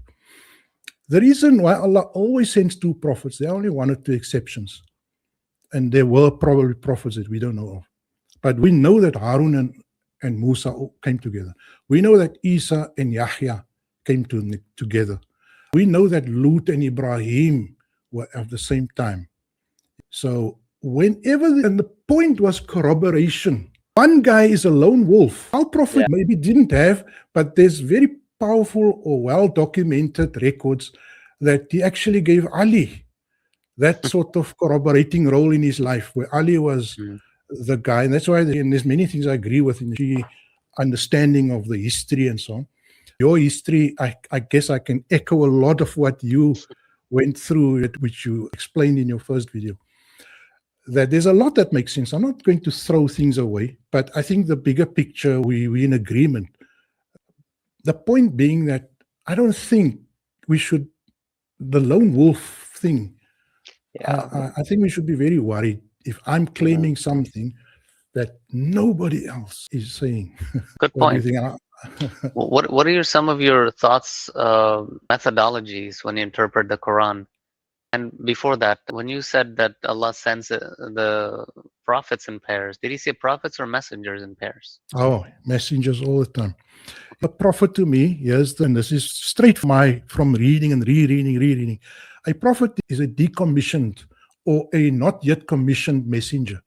He has the ability, he has insight. The blinkers are off, but he hasn't yet been tasked with a strategy to emancipate these people. So there are many prophets, but you can be a prophet without being a messenger. That is how I see it. So a prophet is an uncommissioned messenger. I see.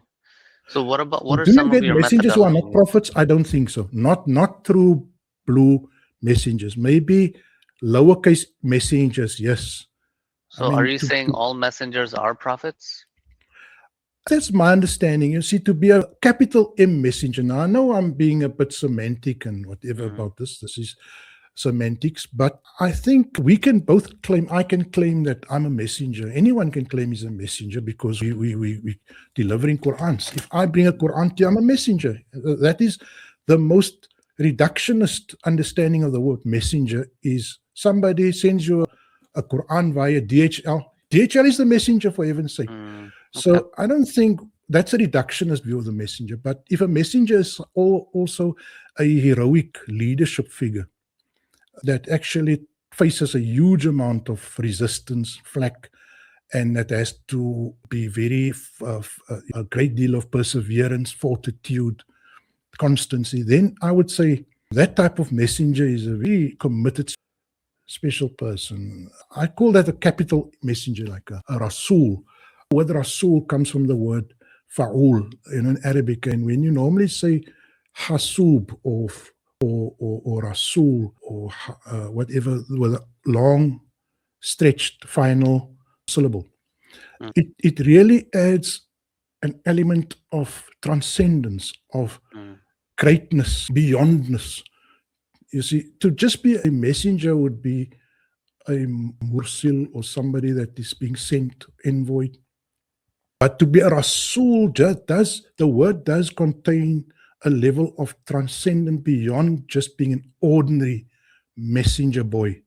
And I know some people are arguing that the Rasuls were just messenger boys or postmen. I do believe. Then the Quran, why would the Quran go overboard? When you read certain chapters and Allah speaks about Ibrahim, He extols their virtue, He extols Lut, He extols Jesus, He extols.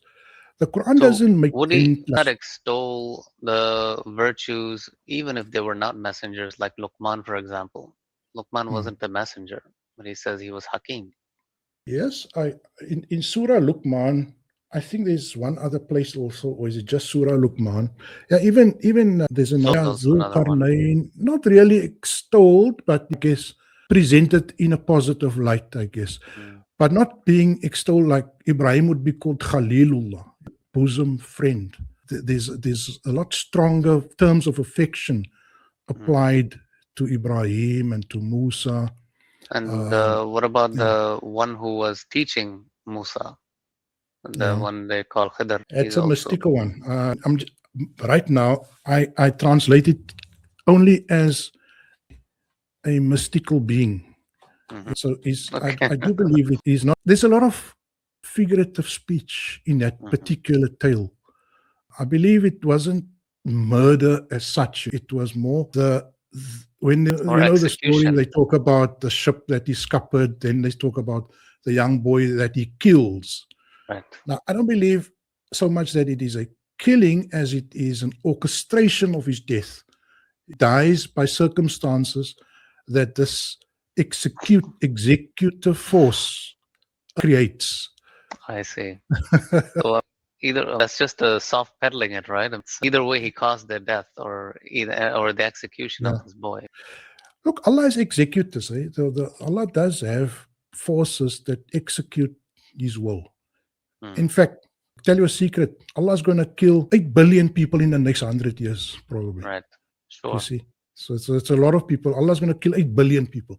He's not going to kill them by killing them with a sword. He's going to create circumstances in their bodies, in their surroundings, whatever, that will terminate their normal life. Right. But those types of normal termination of their life is not something that is prohibited by Allah. However, killing is prohibited by Allah. Absolutely. Yeah. So it would be two different that things. That is why Khidr couldn't be a man. Khidr can only be a mysterious force that has access to. And there are areas of the Quran, debate with my friend locally. I have a good, very close friend locally. And he did any miracles, you see. There's no miracles in the Quran, 0 miracles. And I say to him, I wish I could make that claim, but there are certain points. I can explain almost every miracle logically, yes. And in my translation, I do it. The online version, I have So the lots of birth of footnotes. Jesus without a father, you can explain that logically? Yeah, actually take the position at Mufti Laith that between that communication with Maryam, where she says, how can I have a child when nobody's touched me? And the time that she actually delivers the baby, there could be a time lapse or time gap that is not mentioned in the Quran. Like if I tell my daughter, you're going to have a son, and she's my girl in the Oh, house, okay. she'll tell me, Dad, I'm going to have a son. I'm not married. I'm sitting at home. Right. But 5 years later, She has a she would child. say to me, Dad, you know what? I'm going to have a son. Yeah, I have a son. I Okay. managed to So get that married. means And that means you're saying that the Maryam actually had a child because of, but Allah says that the example of Adam is like the yes, example of Jesus, that he was yes. created without a father.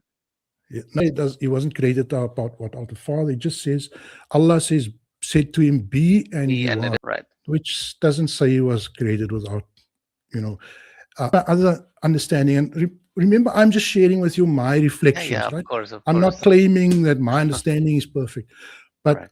this is a controversial position that I want to share with you. And that is that the Quran was revealed amongst lots of Christians. Okay. And the Quran packaged certain packets of information that would open up at the point in the future. Would package a certain accepted fact, which was that Jesus was miraculously conceived, and the crucifixion and all those things. The Quran contains the exact wording that allows that the real story, which is more rational, could actually have credence at the given moment in the future. So why was it said that the case of Jesus is as the case with Adam? Allah said to him, be, and he became. Right. It's a good statement, but it's a statement that is actually applicable in Allah. Technically, Allah creates everyone. You know, one guy is a YouTuber, he calls himself Muhammad from God. Now it's Nick, I'm from God. We're all from God. So if you really allow for enough time and if you sit through this, it's a statement of, it's a basic normal statement. It's not a special statement. And so the thing I'm saying to you is, I believe the Quran contains a number of these truths that are revealed in the time of the Prophet Muhammad alayhi salam, but will come to its full understanding only as time goes by in later generations. Even Nuh, the of Nuh living to 1,000 years. That covered in, I think, Surah Nuh, I'm not sure. Sure. My translation 1,000 is minus 50. Yes. I very, very explanation why I didn't go to 950 years. It's not possible for a man to live to that age. Not with our biology. Maybe a different creature on a different planet. But that won't allow it. So what happens if you read it carefully, you actually realize that Noah is not a man. Noah is a house, the house of Noah. There was actually a lineage. And I can even point you at one point where the Quran refers to Noah as they. If you use AI, just ask the question, why does Allah refer to Noah as in the plural in one verse? Okay. Which exposes the idea that Noah was a lineage of. Interesting. And even the name Noah is like Yuha, less like revelation, inspiration. Right. So you could, I suppose, say this is a house of inspiration, or correct. That's another explanation. For me, seeing the plural there for Noah, it made me realize that the house of Noah ruled that nation for 1,000 years, except for 50 years when they when they fell into a 1,000 years they were doing well, except for 50 years when they went off, when they were drowned. So that is, the verse actually says 1,000 years except 50, the time they suffered the big drowning. So but that the 50 problem years that I would say is that when he's referring to his wife and children or son, how is going to have a wife? Noah has a wife, right? No. There is the Nuh of, like, the Pharaoh of Musa, but there is also the Pharaoh. You know, at Musa, there's an ancient Egyptian word called Tot Moshe. Even Moses is more title than a name. Right. So the Nuh that ruled those 50 years was the Nuh of the flood. But the house of Nuh was there. And first of all, asking about methodology, saying that every instance where there is a far-fetched event, not in every instance could I find a rational explanation. For example, when throws his rod, I can find no other explanation. There's too many places where the incident is retold, and I can't explain it away. So for me, I'm saying I had a debate with a local good friend of mine, and he said, no, the rod means knowledge, and he threw the knowledge. Sorry, and it was an argument he And it threw. became a mistake. I said, but he stood in front of Allah alone on the right side of the mountain. Who's Allah he said, arguing with? did he make an argument with Allah that time? Yeah. You see, so even sorry, it doesn't fit. If you say it's there, then it must also be on the mountainside when he was in conversation with Allah.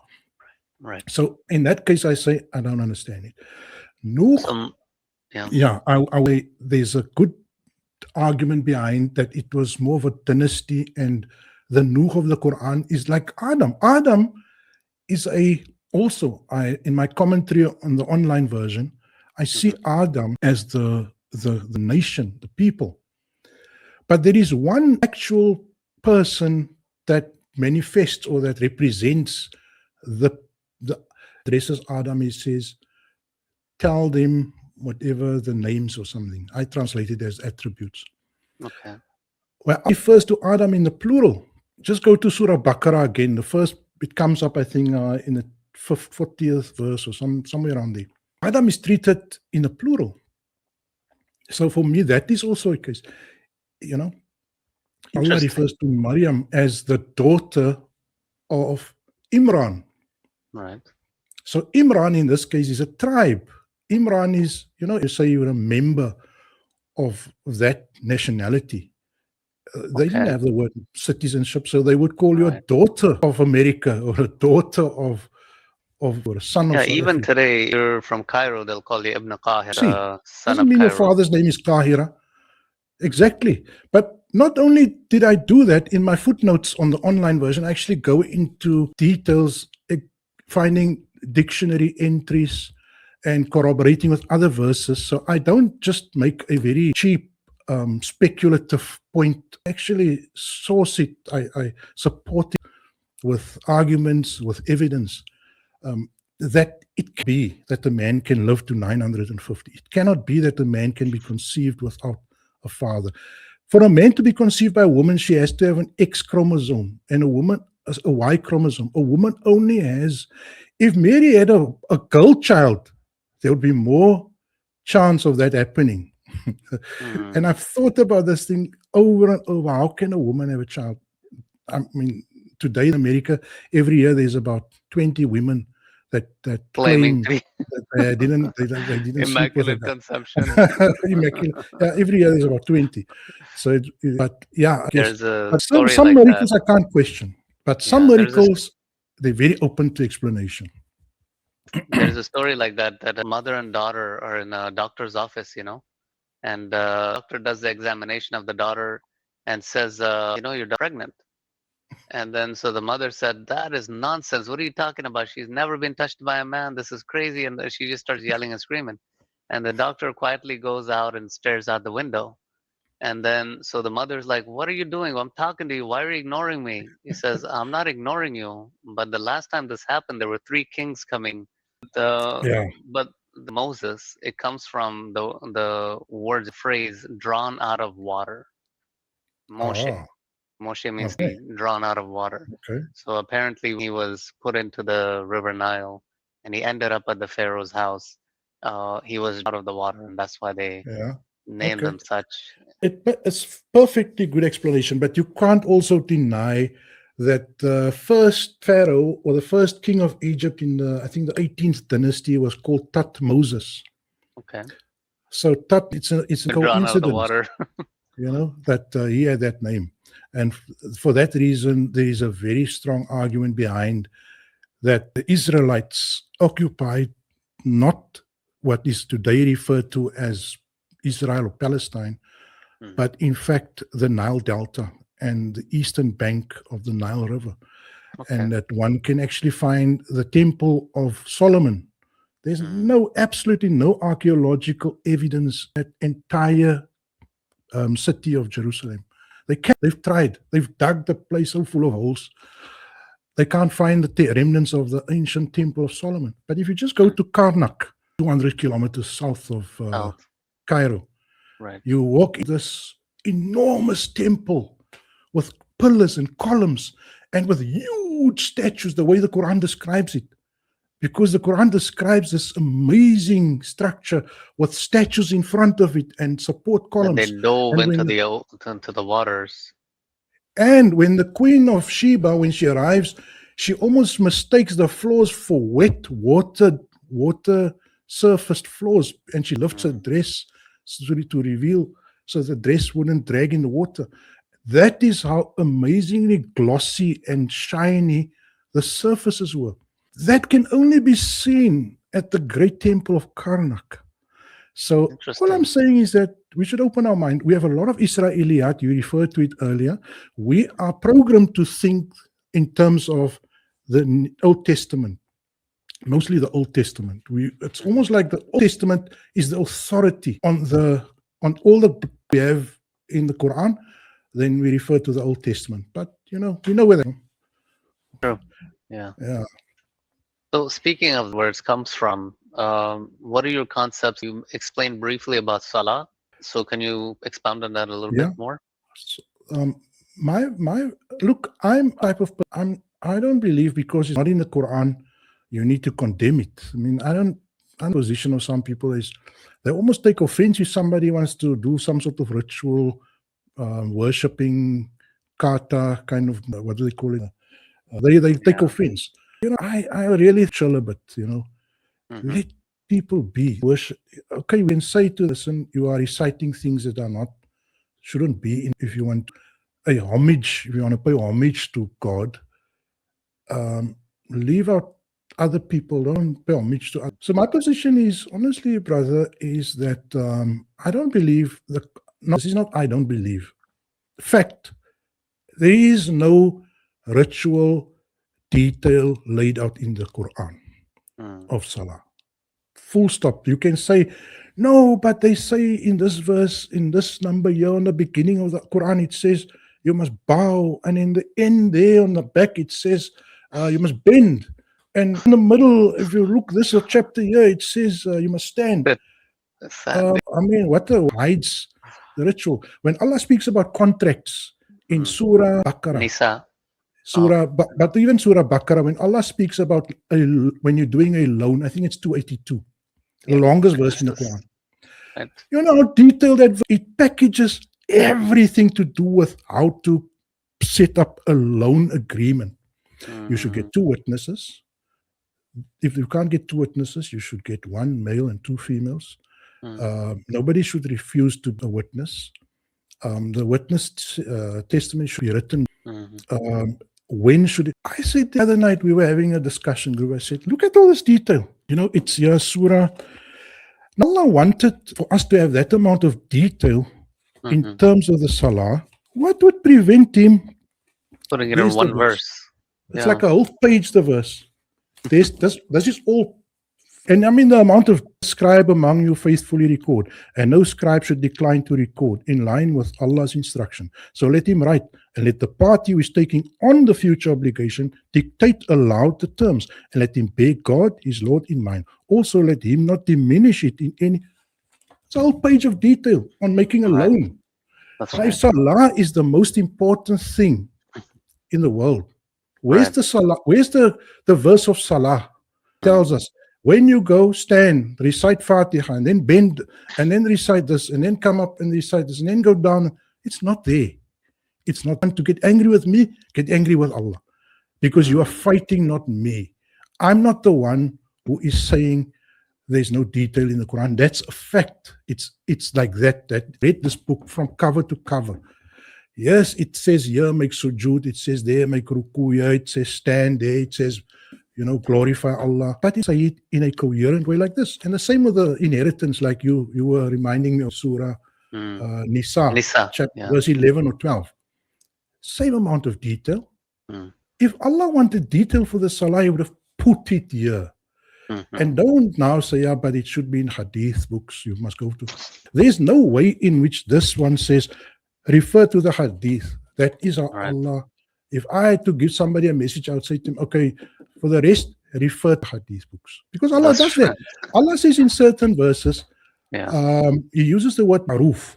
If He wants to have the instruction, He will say, make out a wasiyah, a testament to the next of kin, according to what is ma'ruf. Now, the word ma'ruf comes from urf, which is commonly acceptable, which is generally, where He wants to omit detail, He will sometimes say, do it in accordance with what is ma'ruf, what is generally acceptable. But He doesn't even use those terms for the salah. But then He also is a or making a contradiction, not contradiction, but He's making an opposite point with saying amr bil ma'ruf. Right, so and nahi anil. So He's like comparing or common decency. That is another powerful verse. With ma'ruf. No, it's not contrast. It's another paradigm shift that we need to undertake, because we think all truth is vested in the Quran. Some truth is just vested in what is commonly agreeable. You see, when you put 10 people in a wilderness, sometimes they will figure things out nicely, and it will be a fair dispensation. So if Allah refers to that little society that has emerged out of nothing, but they know how to deal with each other respectfully, it's ma'ruf. And the paradigm shift is amr bil ma'ruf wa nahi anil munkar transcends religion. You see, the paradigm shift is when you in America, it doesn't mean you must advocate. See, you have to advocate what is in the interest of people. So when you're in a community and there's a lot of alcoholism, you don't have to Quran. You should advocate from a common interest perspective. And it doesn't say one. It nahi munkar means it's unfounded. It is void. You see, like void means something that is unfounded. Like nakara, like rejection, like something that rejected, right? I see it as unfounded, without basis, without substance. Right. So for me, it again elevates it beyond a religious. That's why Ayub Karim sometimes says, and I disagree with him on this, that the Quran is a secular document. But the Quran has got a lot of elements that could function in a secular environment. Actually, like this nahi, amr bil ma'ruf, advocating for the common good and advocating against unfounded or what is inherently harmful or threatening or against the common good. Okay. It's a shift. You see, everything we think whatever good deed is something that is to do with Allah, reciting or whatever, but they could practice in just advocating for the common good. Okay. So what about the hands, the adulterer, adulteress, that kind of... we don't have to adulteress because there is absolute Israeliyat. There's no verse in the Quran. But we can talk about cutting of hands because that is in the Quran. But in my translation, I'm not taking an arrogant position to say it doesn't mean amputation, right? It says cutting of the bill. It says cutting some of the hands. So it says, I don't have the Arabic, but the word B is in front of it. B-A-D. So for me, if every circumstance is different, my translation technically says, I don't have the verse. I'm not as good as some of these guys who have verse numbers memorized. Yeah, sure. But if you verse, I would then see my translation. I think I mention it as preventing them from doing it. In other words, when Allah says yada abi lahabi wa tab, right? Tabbat yada, the hands of the father shall be destroyed. It doesn't mean physically, they're going to be hit with it. I think his means will go away from him. So restrict his means is what you're You saying. will That's what it be, means. in other words, you will be curtailed. So I think I see that as speech for curtailing the thief. Does that mean locking him up? Does it mean taking him away from whatever work that been committing his crime at? But I would see in the word tabat, it means the hands of flame father will be disabled. He will be rendered unable to commit his evil. And the same here with the cutting of hands. You see, the Quran allows for that type of lateral reading. Is it possible in a society like I know in Iran, give you 3 or 4 chances. And then on the 4th chance, they take off not your whole hand, they take off part of the front here. Oh, I've really? seen it. Yeah. Part? They take out the you keep your thumb and your palm. I got it. Okay. Because the verse a part of the hand also, if you read it correctly. So could that be you see, Allahu A'lam, and Allah says so many places, one day Allah will show you the absolute truth of all these things that you differed on. And right now, all we have is our best reading with our limitations. In our society, I want to take the reading that says cut hands off. I don't think we have a government or an authority that is clean enough to be given such violent means. In case we live in a much better environment where people are noble and where there's like one theft every 10, maybe. Yeah, you have a very good point, because nowadays the governments have become so corrupted that if you were to give that type of authority to a government, they will accuse their political opponents of theft and then have them all amputated. And they deserve it. Deserve it, actually. I think with this verse, it's primarily also talking about, imagine if you're in a caravan, you're going through the deserts or jungles or hills. If someone's stealing your group, they're risking the lives of everyone, because one, you need the items, every single item on a trip you need to survive. And 2, causing that kind of chaos within the group will lead to, like, I mean, everyone's experienced missing something, and then you're like, okay, who took my thing? We're living in a civilized society, so it doesn't really get any deeper than maybe some shouting and then somebody actually finds it. But back then, like, you don't want to be violent, just like kill people because there's things, but you don't want to be a pushover, because then that's letting others then give the signal that you're easy pickings. So it's a way to make sure that those who are caught with that kind of stuff are punished severely to avoid everyone getting screwed over. I can live with that's a very good explanation. Another one is women, the beating of the wife. Surah 4, verse 34. Oh, you might want to know that's another very, very explosive kind of verse that people have abused. The word literally does use the word fadribuhunna, strike or beat. Right. Yeah. After reading dictionaries and in context of the whole Surah Nisa, which starts out by saying have reverence for Allah and for the wombs. A womb with God in one line. Have reverence for God and have reverence for the. So, and then it says, no, not under that ground or ground supposition. I think it means discipline. It means when there's a serious breakdown in terms of the discipline of the wife, be discipline in forms of applying any sanction, but not beating. That's my reading. But now I want to agree with my brother there again, Abdullah. And I have 2 videos on Surah 434. I made a video and I showed a row, you guys call it in America, or a fight or a family feud or something. There was a very woman, and she was going for this guy, and she was like just out to kill him. Right. And they restrained her. And in the process of restraining her, they had to apply some force. And sometimes the force can be like really a blow landing.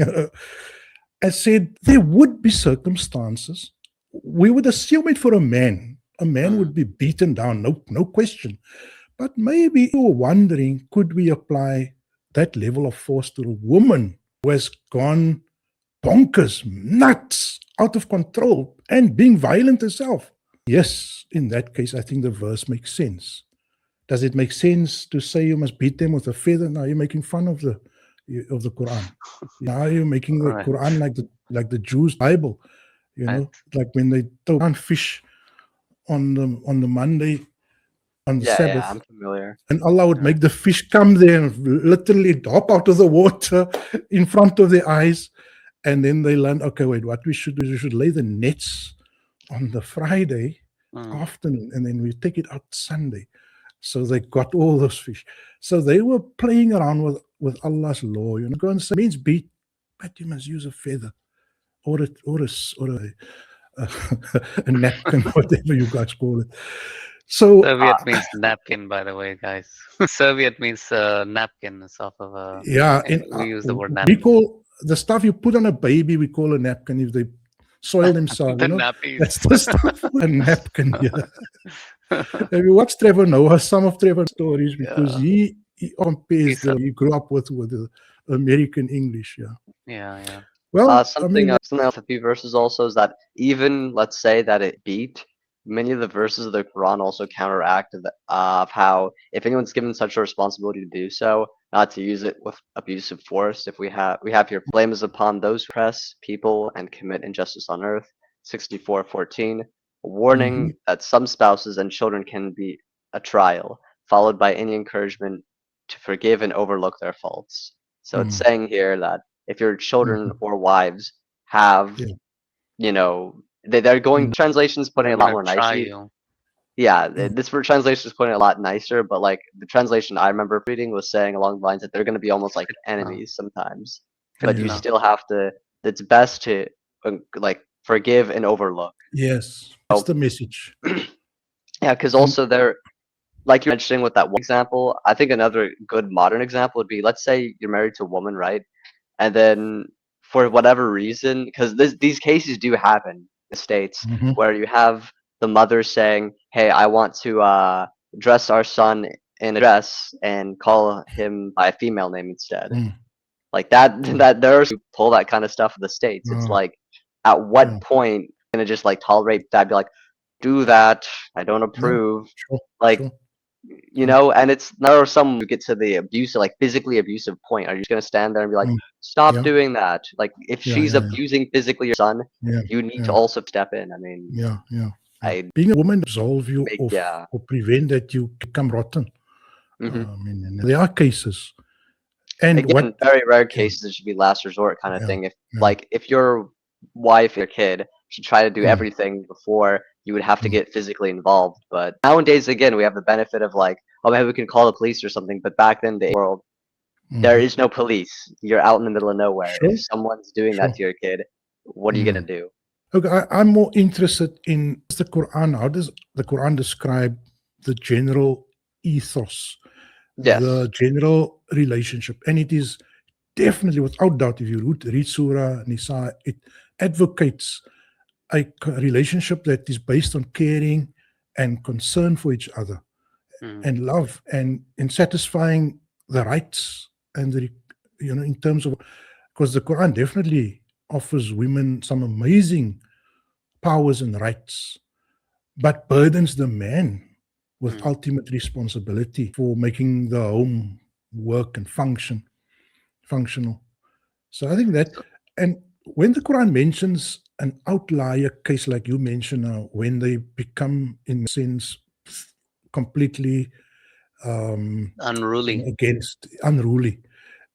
then afraid of listing the exception as to exception. I think it's the case in that whole Nisa where there is a very difficult, hard swallow phrase that goes against women, that women would feel taken affront from. It's, let's say, somebody who's not a Muslim. That's the one verse that raises, you know, the blood pressure. But if you look at all the other verses, absolutely, maybe also the verse where people read it as half the inheritance to the female, even that is it's a misreading of us. You know, people claim, because the verse on inheritance in Surah Baqarah, I think somewhere around verse 250 or so, speaks about, for those of you sensing imminent death, should make out a will to the nearest of kin and divide his estate in what is commonly acceptable in ma'ruf. That is all it says. No 50%, no half to it. Then it references that verse in Surah Nisa when you, in terms of appearance in the Quran, the verse that comes is in Nisa. It then references the first verse by referencing the word wasiya, which the first verse uses. And Right. it then says, give to the girl so much and the boy so much after having settled the wasiya. So Mm. which means, let's say I have one girl child and two boys, they're all boys. But I go according to the first verse. And in Mhm. that verse, I'm told that make a will, which is generally circumstances the way that is acceptable. Right. So I gave them all equal. Now we come to verse 12, or verse Mm. 11 in Surah Nisa. What is that talking about? That is talking about after you settle the first will, suddenly you die. You made the will last year, but you only passed away this year. Mm. You've accumulated another 100,000 or $50,000, whatever. The second one covers the money that is unaccounted or undistributed under the first one because it references the first one all the time. Mhm. And in that one, it means I didn't apply or allocate those funds. Now the default is what the verse here says. Now give 50% or half to the. I believe you have two verses that complement. They fulfill. Yeah. Again, I don't think it is going. If people read it correctly, it's going to cause offense for women. Right. So those two, So the in beating and the your will. Mm. translation Quran, are your views colored the positions that you hold? What level of subjectivity would you say you've Mm. included in your translation? Brother Omar, that one should possess when you try to understand the word of Allah. Allah guides many with this, but also lets stray many with this Mm. book. The first quality I hope I had in coming to Allah's book is the quality of respect, awe, and love for my creator and love for my people. That I know my people. I don't know people in Australia. So I made a translation that is based on my experience. Mm. By the way, some Australian people have written to me and said they use this in one school, the online version. So I Mm. guess Australians also find it useful. But that question will be answered, I guess, by the readers, whether I took too much license, Mhm. whether I've tried to, shoehorn the meaning into something that I actually came a priori to the Mm. book with. I'm hoping that I was guided by the book and I didn't put my views. For example, I can't explain how the rod of Nuh, of Musa, Mm. turned into a snake. There's many things I don't understand. So did I'm you, making and a that's attempt to a great explain it. example. Did you take that verse and then translated it according to Look, something that fit? as from the Arabic over into, and people ask me, why don't you use the explanation that he threw an argument? And I said, I'm not convinced. I wish I could do that, but I don't have the license to. If I don't believe it, I can't Mhm. say it to other people. How about then the example that you just now used on Dillu, saying that so Dillu is like a misguided, and then Straight. let's stray is again, it's a bit of a soft way of putting Yeah. the same thing, and it is Yes. applying. And I agree with the sentiment behind that. That the people who that Allah lets stray are the people who Mm, didn't even want the guidance to begin with. They're the ones mm, who are rejectors of the guidance. yeah. So then He just lets them stray. But Mm, the actual translation of the word itself, without applying mm, the understanding of it is yeah. straightforward misguides. Mm, So then mm. it misguides But in the context of mm, letting stray. mm, So that's kind of, so when you translated it, did you put it in as less stray, or did you yeah. say misguides I as it's use the translated? term letstraya. Okay. So because I think I'm doing justice to the word yudillu. You see, Mm. dalal means, or dalla means to be lost, Mm. to be astray, and adillu, adalla, it means or to let it. So there's a nuance here, right? So sometimes you see a child is going to burn their hands, but they won't. It's not so hot that they will actually injure themselves. So he touches something that is warm, but maybe not a flame that will hurt him. But you look at him and you don't put his hand on that hot surface, but you just allow it. So that would also be, or to allow it. So the same reflexive meaning on the level 4, I think, of the Arabic scales is af'ala, right? So Right. af'ala means to make it happen, to allow it to happen. But remember, there's also the second level, which is fa'ala, which has the same reflexive implication, but fa'ala has more of a causing it or doing it, making it happen. And af'ala, I believe, has less intervention in the word. So it would be like the child, that you allow your child to burn his hand, not to injure himself, but so that they could learn their lesson. I don't know. That is the type of nuanced thinking that went on in my head when I translated, because the alternative is for me very difficult to understand. There was a guy at a local hospital. Is what do you call the guys that put you to sleep? Anesthesiologist. And I gave him a piece of my translation and I said, read this. And he said, yeah, I like it all, but I don't like the part where it says God causes people to go astray. What kind of God is this? Or God causes people to be lost. And I said, maybe I should have more nuance in that word, because we, unfortunately, have certain ground rules when it comes to Allah. Actually, it's not my ground rules, God's ground rules. And one of the ground rules is that God is not unjust to his servants in the least. Now, I would say if I'm just a neutral person and God sends me on a tangent to go astray, he makes me go astray. I think that would be an act of injustice, don't you think so? Well, in Surah Baqarah, he's saying Wama, right? There we go. Qualifies it. So he qualifies it. So throughout Mm. the Quran, he's doing that. People that did not accept the guidance or who So rejected they the were guidance. already, the momentum was in that direction. Right. It's not as if he put that momentum to go into the wrong direction.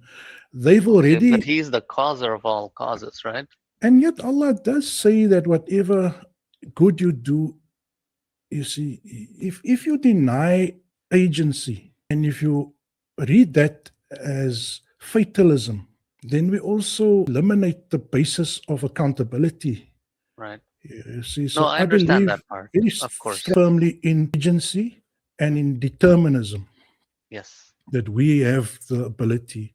But that's a very technical discussion there. I guess we Right. can have a long conversation on Because in qada and Surah, qadr. right. No, no, I'm not taking it to that tangent. I'm just saying that Mm, in the word itself, yudillu and mhm. yudilluhum, for example, in the Surah Yeah, Nisa, it says, and yeah. Satan wishes to lead them far astray. He You, you, doesn't you, wishes to cause you're them to lead. correcting me. It says yudillu, which means it is actually on the form fa'ala. Hmm. It's yudillu. Right. I stand Wama corrected. yudillu. So it is on the second, not af'ala. Right. And the same thing with the even Satan, and when Satan wants to do it, it says an yudillahum, right? Yeah. So that Satan doesn't wish except to lead Mm. them far astray. You know that. Brother Omar, may I be excused for 20 or 30 seconds if No, you inshallah, okay. no problem. Right? I'll be back now. No, no problem, inshallah. I'll put my mic off for now. What do you think, Abdullah? I think it's one of those things where it's the actions that we do, it is within Allah's domain, but within his domain, he's allowed us to have some free will, which we are judged Right. upon. I think that's So he is the ultimate causer if you look at it that way, but also he's giving you the agency, as it. Brother Sheikh Anwar Sheikh just mentioned. So when we look at the comparisons, and that's where I'm a little bit careful. I don't mind saying Allah yudillu misguides based on the fact that he's giving you guidance, and there are two paths of guidance and path of misguidance, and he's made the two paths clear. So Allah mentions in that in the Quran in the Baqarah 256, where it says "Qad bayyin," right? So he's Yeah. saying that he has made clear the righteous path and the unrighteous path. So the ones who are choosing the unrighteous path, Allah is still in control of that path, right? So it's not like Hmm. he puts them on the path and he doesn't have any control over that path. He is misguiding them also. I have no problem with that issue. But I guess to people who don't have that point of view, or they're looking at the Quran as something to pick at and to criticize, They will Mhm. say Allah is a misguider. I can see the apprehension in people wanting to translate it that way. Do you have any questions for Anwar Sheikh based on what we talked about so far? No, when I've made my comments, that's what I needed to say at that time. But it is interesting to see the QA kind of mentality. It's not just regionalistic; it's universal. Right. That should be because many other faiths, it's very much like you're this kind of culture or this kind of people, so you gotta follow this. That's not the case with QA. You can be South African, you can be Japanese, you can be Korean, you can be German, you can be Brazilian, you can be Mexican, and still keep your culture and still submit to Allah as long as whatever your culture entails isn't anything haram. Which you probably shouldn't be doing that thing already. Right. Well, alcoholism is part of our culture. You shouldn't be doing that. That's not a good. And people Right. say that's another funny thing. People say that their culture. Oh, my culture, we're big drinkers. Every culture says that. Oh, in our culture, the aunties and the old ladies, ooh, they're very strict and they're very abusive. Every culture says that. Oh, food in our culture, there's nothing that compares to it. Everyone says that. Oh, culture in this other culture is like geographically close to us. Oh, don't say we're like that culture. We're totally different. If you were to be in my place and were to say that, we would beat you up. Like, just, I don't know. It's just So, Brother very. Anwar, I don't know if you were here to hear it. We're just discussing the same topic of Yudillu. If Satan does it, then in the verse in Surah Nisa 60, do you then translate that to Satan is leading them astray or causing them to lead astray or something like that? 60. 60. I'll give it to you. Will you not for a moment consider those who claim to endorse your received revelations as well as previously received revelations while seeking to govern in favor of the corrupt order, even though they were commanded to reject that order? The devil's intention is to mislead them until they are completely lost. So Is you that put that as mislead. So you didn't put the in devil's leads intention is to astray mislead them? or lets us. You didn't put in lets astray Mislead. there, Mislead. right? But when it came to Allah, you put in lets Let's astray. try. Same word. And that is quite fine. See, nuance does come in if you use a particular word, even in English. It can have a more harsh meaning in one sense, in one context, and a less harsh. There are some other examples also. You're letting Quran. context dictate how you translate it. But can you say Allah will mislead people? No. So by Allah's nature, He's not a misleader. So So I I would think use. that I was just mentioning that point with Abdullah also, as you had taken a little bit of break, where there are two paths that Allah has made clear to people, rushd and ghay, right? So He has made the Okay. straight, the guided path from the misguided path, and then has left the choice up to us. But He's in control of both of the paths. One path that Allah has made of the misguidance, He's still in control of that. So when you get on that path, then He is misguiding you, as in Yeah. He's the causer of the causes. Yeah. But so in that context, I don't have a problem if someone was to say Allah misguides, but then you made the choice to be misguided. But I feel that those things should be in the parentheses or footnotes or somewhere. But that's where Yeah. I wonder how much of a license we should take. If you say let's stray, are you arguing that yudillu is not, it doesn't cover the instance of to allow somebody to get to be astray? I don't think the yudillu actually does that, because then you'll have to translate what the shaitan does also to let astray. Then we lose consistency when we're doing it based Now, on that. consistency, I've already given up on consistency because there's so many times that the same word, like Right. even the word salah, Mm. there's cases where the word salah is used for putting somebody in the fire. No, I get that point. I'm not talking about the context. I'm talking about the context is the same, only the people are different. And for this person, you would use this word. For that person, you would use another word. So Yeah. that would be unfair. But let's take an example. There's a different subject and a different object. If I say you beat a woman, Right. generally I will have to ask clarification. Do you mean beat as in beating physically? But if somebody says you're beating the egg, I would not go and ask for a correction, because the subject and the object, in this case, when Allah is the subject, then I wouldn't use the word yudillu as mislead. I will then have a nuanced, and this is where the nuance comes in, I believe, in communication every day. We make these assumptions, unnoticeable assumptions when we speak, and we use the word beat in two different ways, or the neck of the woods. But let's say we use a verb as, I make this one example. If you say that the media was scathing in its attack on the politician, it doesn't mean they actually went and gored him with knives and scathed him physically, Right. you see. But the word scathing can mean that. They scathed him. The perpetrator scathed Right.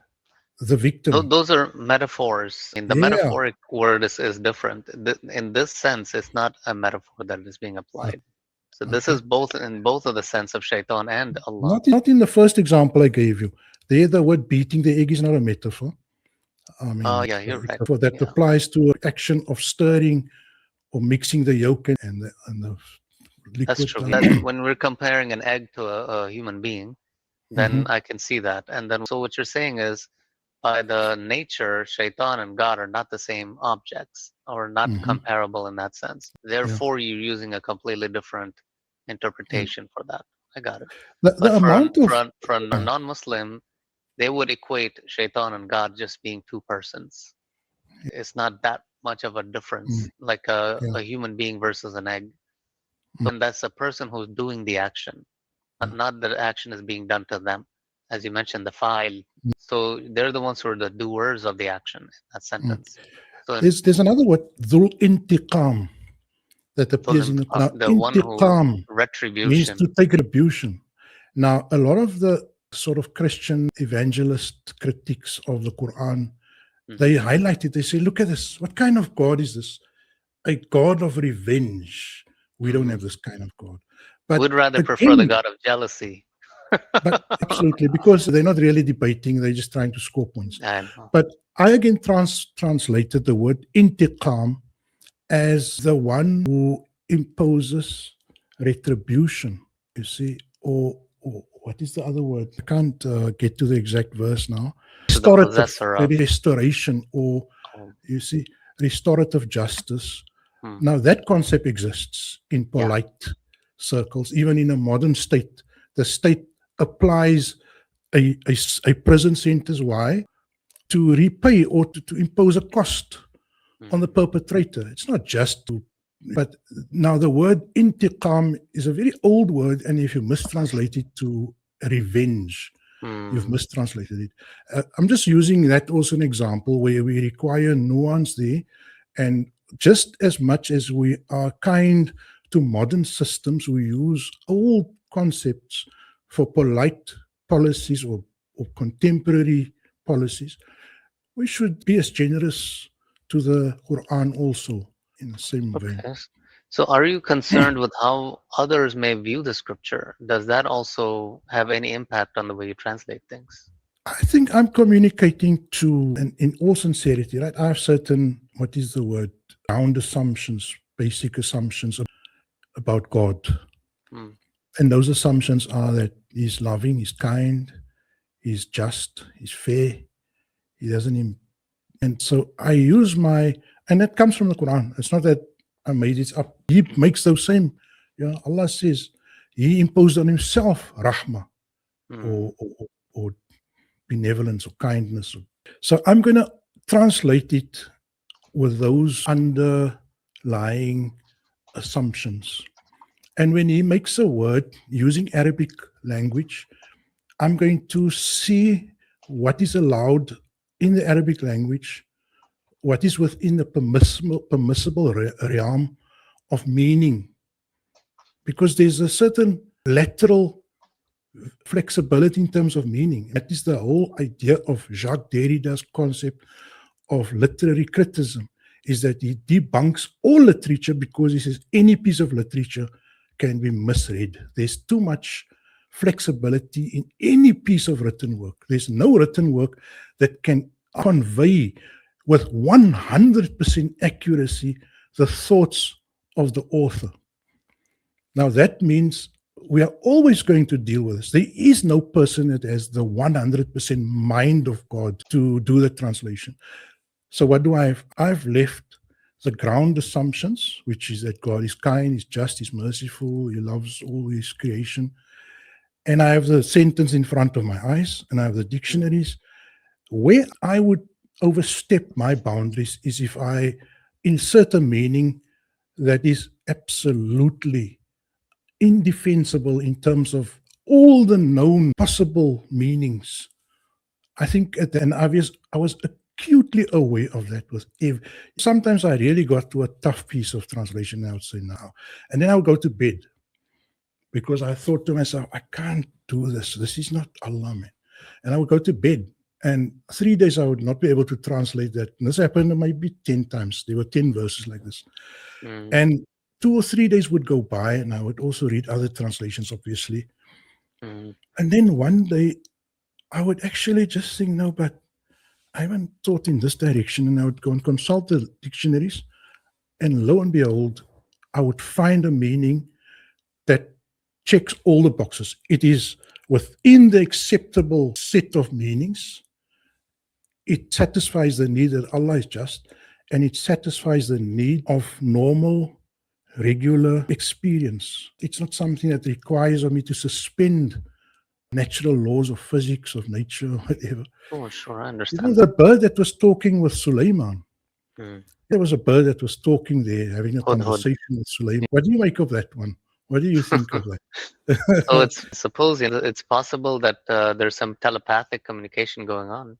With a bird. It has about 100th the amount of brain power that a man has. You know, it has As far as we know. as much as your fingertip, that amount of brain. That's really But little. if you And think about, language requires, not even the chimpanzees can speak, and they have almost our size brains. that's right. I So mean, the language that we understand, they're able to communicate at the level that they need to communicate with each other. right. And if, for example, you look at what size of brain do you think an ant has? And even Speaks. smaller. Yeah. And look at the size of the brain of a termite.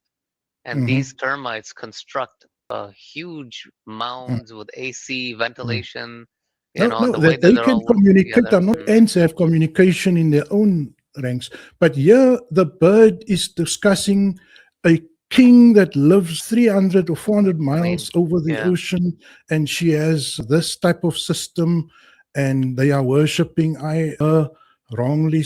And this is not a instinctive. Ants communicate, and all they say is, "There's food here. Follow this line," That's it. or Yeah. "It's gonna get wet. Don't go there." So Whatever. you're right. So now, if you think about the super colony of, or the super organism concept of an ant, right? Perhaps it's possible that even though individually they only communicate, as you mentioned, nowadays they have this AI chip.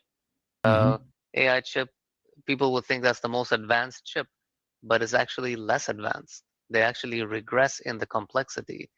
It just does one thing very well, mathematical operations, and that's it.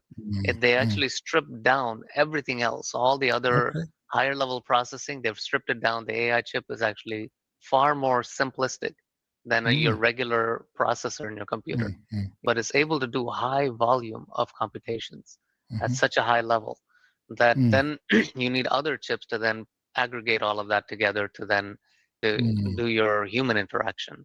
So there is a possibility that as a super organism, that they have a different mode of communication, and that those are in the theoretical world. But however it was happened, and this is where I leave some of that to the realm of I don't know.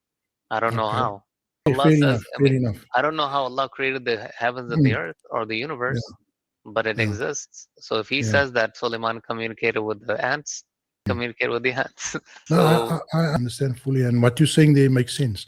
However, for me, I had to put a translation down and put on record how I read it, right? And I have to say, a bird had this conversation, and I wasn't ready to do that. So, like I said, I took 3 days off and I went to sleep. And then after 3 days, I thought, wait a minute.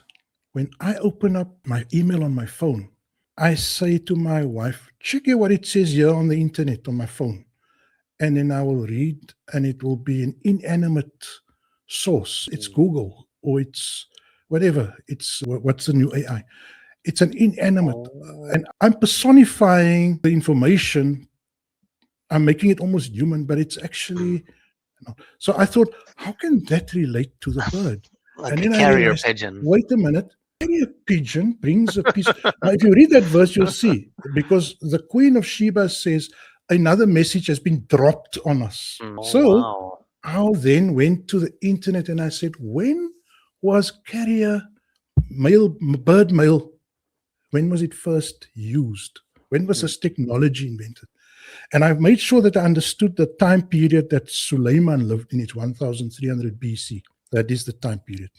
And guess what the year is that they said that mail was for the first time? 1300 BC. Go and check it. Go and check it. You can check it if you like. Interesting. And I said, oh, wow. Because Solomon is also credited with a lot of other amazing new technology. They created foundries, steel foundries. And the Quran describes the jinn as manning these foundries, of running these foundries. And if they made any Quran mistakes, also mentions that Dawood was a creator of chainmail, right? Armor. correct, another invention So of the Dawood Suleiman the era. foundry would have to Yes. pre-exist that. Let's see well, it says there that the jinn had the smelters, the metal smelters. So I guess it's correct what you're saying. Maybe a different type of steel. Maybe I don't know. You're raising a valid point there, because the coat of arm, the mail, was actually invented in Dawood's time. So I haven't thought about that. One must now see how does it corroborate. Is it a different type of steel? Did he maybe make it an industrial process instead of a small scale process? Because it does say that this jinn, which I read in this instance as alien foreigners. The jinn is another word that requires a lot of nuance depending on the context. The jinn in one context could just be an outside alien, like Surah Jinn. I don't believe the Prophet met with some very weird fire demons. I don't believe that. I don't see that in the book. But what I do see is that some very far outlandish people who were very alien to his time geographically passed by and inquired about this new religion and confirmed that we do a lot of the same things actually with these people that came from the far north or from very deep in from outside Africa. Was it from North American people that got lost? I don't know. But I certainly don't see it as fire demons, as people. The ancient Arab mind is extremely what is the word? Fantasy, prone to fantasy. As you can see in the 1001 Arabian Nights, every story is about a demon and a jinn. That's true. That is how the minds, they were very open to that kind of suggestion. I read it from the year 2026 in my time. I see it simply when I plug in the meaning outlanders or alien foreigners. It makes complete sense. And that's why the word jinn means something that is concealed or hidden, out of sight. But it also does say we created the jinn from smokeless fire. So I'm not rejecting the case where there is a living life form that is constituted from non-matter, from radiation, whatever. It's not beyond Allah's realm of ability to create an intelligent being from non-materials. Interesting. Yeah. So many For me, such the topic of discussing the Quran and the points that are made in it is so vast, and it's very pleasurable actually to sit and talk about these kinds of things. And it just and my children, I have two sons, and when we sit for salah, what we're doing right now, brother Anwar, this is what I consider salah in my paradigm. We're remembering Allah, we're extolling His virtues, and we're discussing the communication, communion, how we follow closely, those kinds of things. 100%. Alhamdulillah. So 100%. on alhaq.com platform, and I'm a technologist myself, and I work with a lot of developers. So I've created that platform to bring us all together, to allow for us to have a platform. Now the Sunnis and the Shia and the sectarians, they have deep pockets, and they pour in billions, if not trillions, into things that they want to promote. And we are very or we don't have any kind of support structure in the Quran loan space. And you also mentioned Edip Yüksel. Mm. Have you spoken to Edip Yüksel? No, not at all. What is your opinion about the 19 code and the submitters and those things? That actually, Ahmadidat is the one that introduced it first. He brought out a booklet. The booklet was titled Over It R19. Okay. I'm not going to make Mr. Yüksel or Professor Yüksel very happy if I say that he is an academic.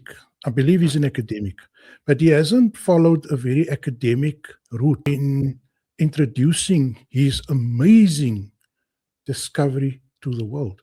What do scientists or academics do when they make an amazing discovery? Is they immediately put it down on paper and they submit it for peer review. And the process that is followed is that very competent people in that field will test his findings. What he has done is come to me and to everyone else who don't have the time to add how many alifs is in the Quran. Imagine I must add up all the A's and B's in this book. That's right. Yeah. Impossible task. It's almost like telling me there's 2 million stars in the sky. I've counted it. You can check. Go count it for yourself. I can't check. If you say so, but what you are trying to make is a very far-reaching claim. And so I would ask that you immediately submit it to a panel of non-Muslim Arab mathematicians. Find 100 or find 20 Christian mathematicians or whatever, computers experts, processing experts. He'll tell you I found 100 and they all converted to my belief. Well, I would like to see the paper. The last time I looked, I don't see any scholarly paper. I'm now reading a scholarly paper that was authored by a brother that is a member on my channel, writing it in the UK and at a very prominent institution.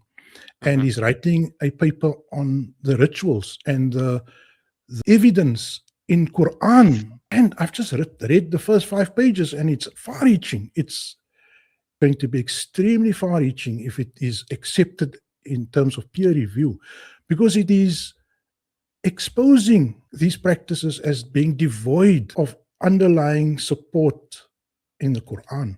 And a very technical process at that. He's using an extremely technical process, their team.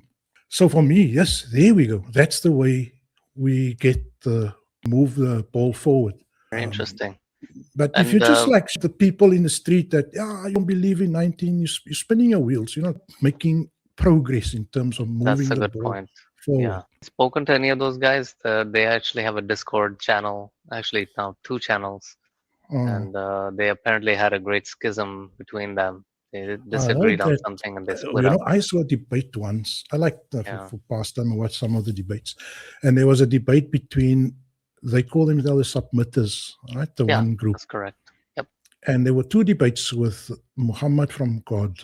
Right. And Shoaib. I think both debates. What a dirty fight. I can't imagine us portraying the same Quran and we're basically at each other's throats. That's true. I think it's because people, only time people get angry is when they find that they don't have enough support for the argument. And now to shout maybe will compensate. You don't have to shout. If never shouted before on certain points, I'll offer you a response. You'll offer me a response. And then, worst, I will go now tonight and go and reread the stuff. And if I have to change it in the second edition, that's what must happen. I'm not committed to my ideas. We have to. But there are certain people who are married to an idea till death do us part. And they've built up an entire enterprise based on that. And now if they were to say, actually, I was wrong about something, their entire building collapses. Yeah. The fact that they're saying, you have some ulterior motive that you want to be QA, so you don't have to do all these hard rules.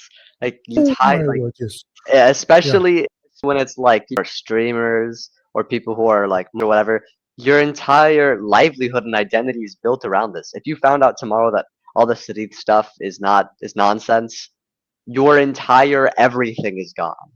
like how you built your personality around, because you people don't have any other talents than like kind of things. So Yeah, like yeah, none of music or like art in any regard. So that's kind of it's gone. So it's building it off of a faulty foundation. And when you yeah, question that foundation, 100%. they rebuke you and 100%.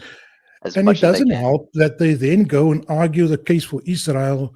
And you guys are crazy. You're supporting Hamas and you guys are supporting Iran. And it Which doesn't help because a person like me, naturally, I always find myself on the side of the underdog. Not always, obviously, but in this case, I definitely think it's bloody cruel what they're doing to those people in Gaza. It's bloody cruel what they did to those kids in Mana or that school. The 250. I'm not going to be told by any Quranist guy that Israel is a noble country, they're doing the right thing, and we need to support them. The Quran gives them the right to that land. I'm not going to, no matter who you are, you can be a Quranist. For that reason, being an anti-sectarian, and Abdullah, for me, is more than just not being Sunni Shia. It means being not a fanatical Quranist also. Quranism is not actually a thing. The Quran calls us Muslim, and the Quran also refers to us as mu'min when we have sufficient commitment and we become mu'min. So I would take those tags, and yeah, I am part of the Quran-centric community, yes, but not in terms of theology. I have a big family. We have a massive family. If we all get together, then sometimes we do it, and then we'll be 2,000 people. And we can't do it at somebody's house, obviously. And family always gives me the honor. Well, there weren't 2,000 in we come together. Now, you see, the thing is, my family are conventional Muslims. I give you that breaking news. They're all conventional Muslims. But they know exactly where I stand. My videos are on the internet. A lot of my family give me 100% endorsement. I'm not talking brothers, sisters. I'm talking cousins now, further away. I'm even talking uncles. And it's not me. It's lived life, and they know that this makes sense, what you say. When we get together as a family at our reunions, guess who makes the Jumu'ah khutbah? For somebody who believes that Jumu'ah is something that has to be revised, the idea. But they place there to give the lesson or the message, which I always do from the Quran, which I always try to make as a base from the Quran. So what I'm saying is being anti-sectarian means loving everyone, not hating everyone. And I think the misunderstanding is people think they must hate everyone not to be sectarian. Turn it around and say, everyone is my brother. I love you all. You need some help, call my number. If Allah gave it to me and it's possible, I'll share it with you. And I get calls, I get asked for help. I marry a lot of people, not maybe that's an exaggeration, 2, 3 in the last year. So I'm people who come in their hundreds to the function, and I don't feel isolated for that reason. I don't feel I'm in a corner. I don't feel I have to go on the internet. My name is there. That's my name. People ask me what's your banking account. I tell them it's under the name Anwar Shaik. They say, "Oh wow, is that your name?" I said, "Yes, it's my name." I'm not hiding because I've cultivated relationship based on love. Political organizations. Some of the Azapo is a very big left-wing political. I'm very helpful, involved with them. I can summon or lobby or mobilize 200, 300 guys from the township if I wanted to. Wow. So at me, that is a lifetime of trying to see what does this book say. How do I implement this book? By the oppressed. It's not just the sectarians, though, right? You reach out to even non-Muslims, and you have a network. Yeah.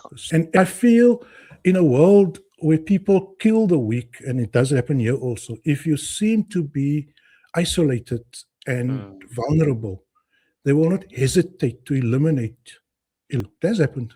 So I always am acutely aware that I should never be perceived as being vulnerable or fringe. And that is why I sleep nicely at night. People came here. One of my neighbors watched the videos. He doesn't know me. Actually, it's not the neighbor, it's the dad. And he knocked on the door, and I said, "Come inside. Who are you?" He said, "I don't know me, man, but I just watched your video." and last night or a week ago, whatever. And I saw the scenery, and I know you live at the lake. You've got the lake here. I know those houses on this side have the lake in the back. And I know I pinpointed it to this house. You stay here, don't you? I said, no, that's where you put me. So we had a nice long chat, an hour long. Wow. The thing is, I'm not hiding. I'm here. People come to my house and they enjoy whatever the message.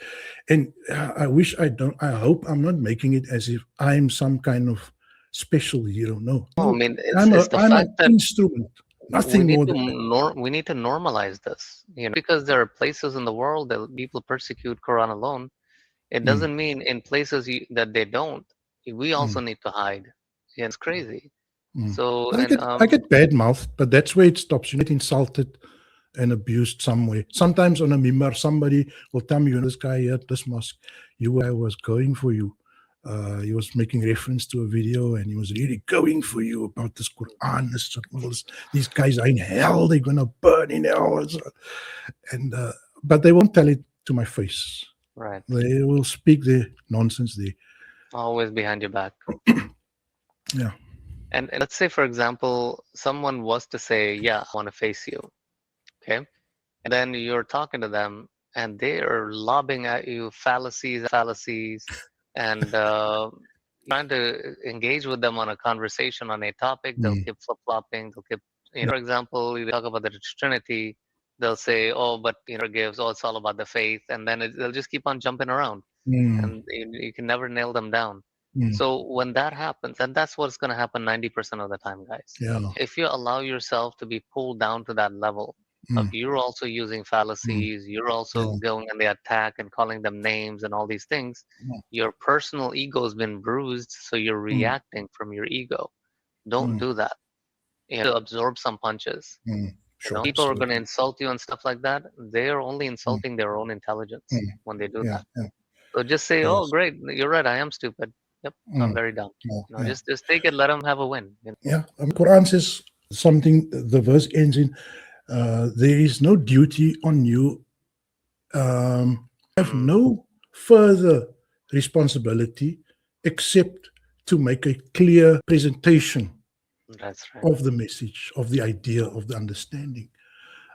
We don't have the persuasion part.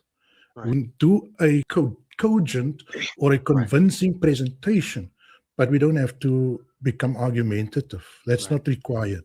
And that's a very key point that you just used, the balagh al-mubin. So balagha is, you can say it's like talking to people or relaying the message. You know the word for puberty or reaching of the age is baligh. It's tied to the word reaching.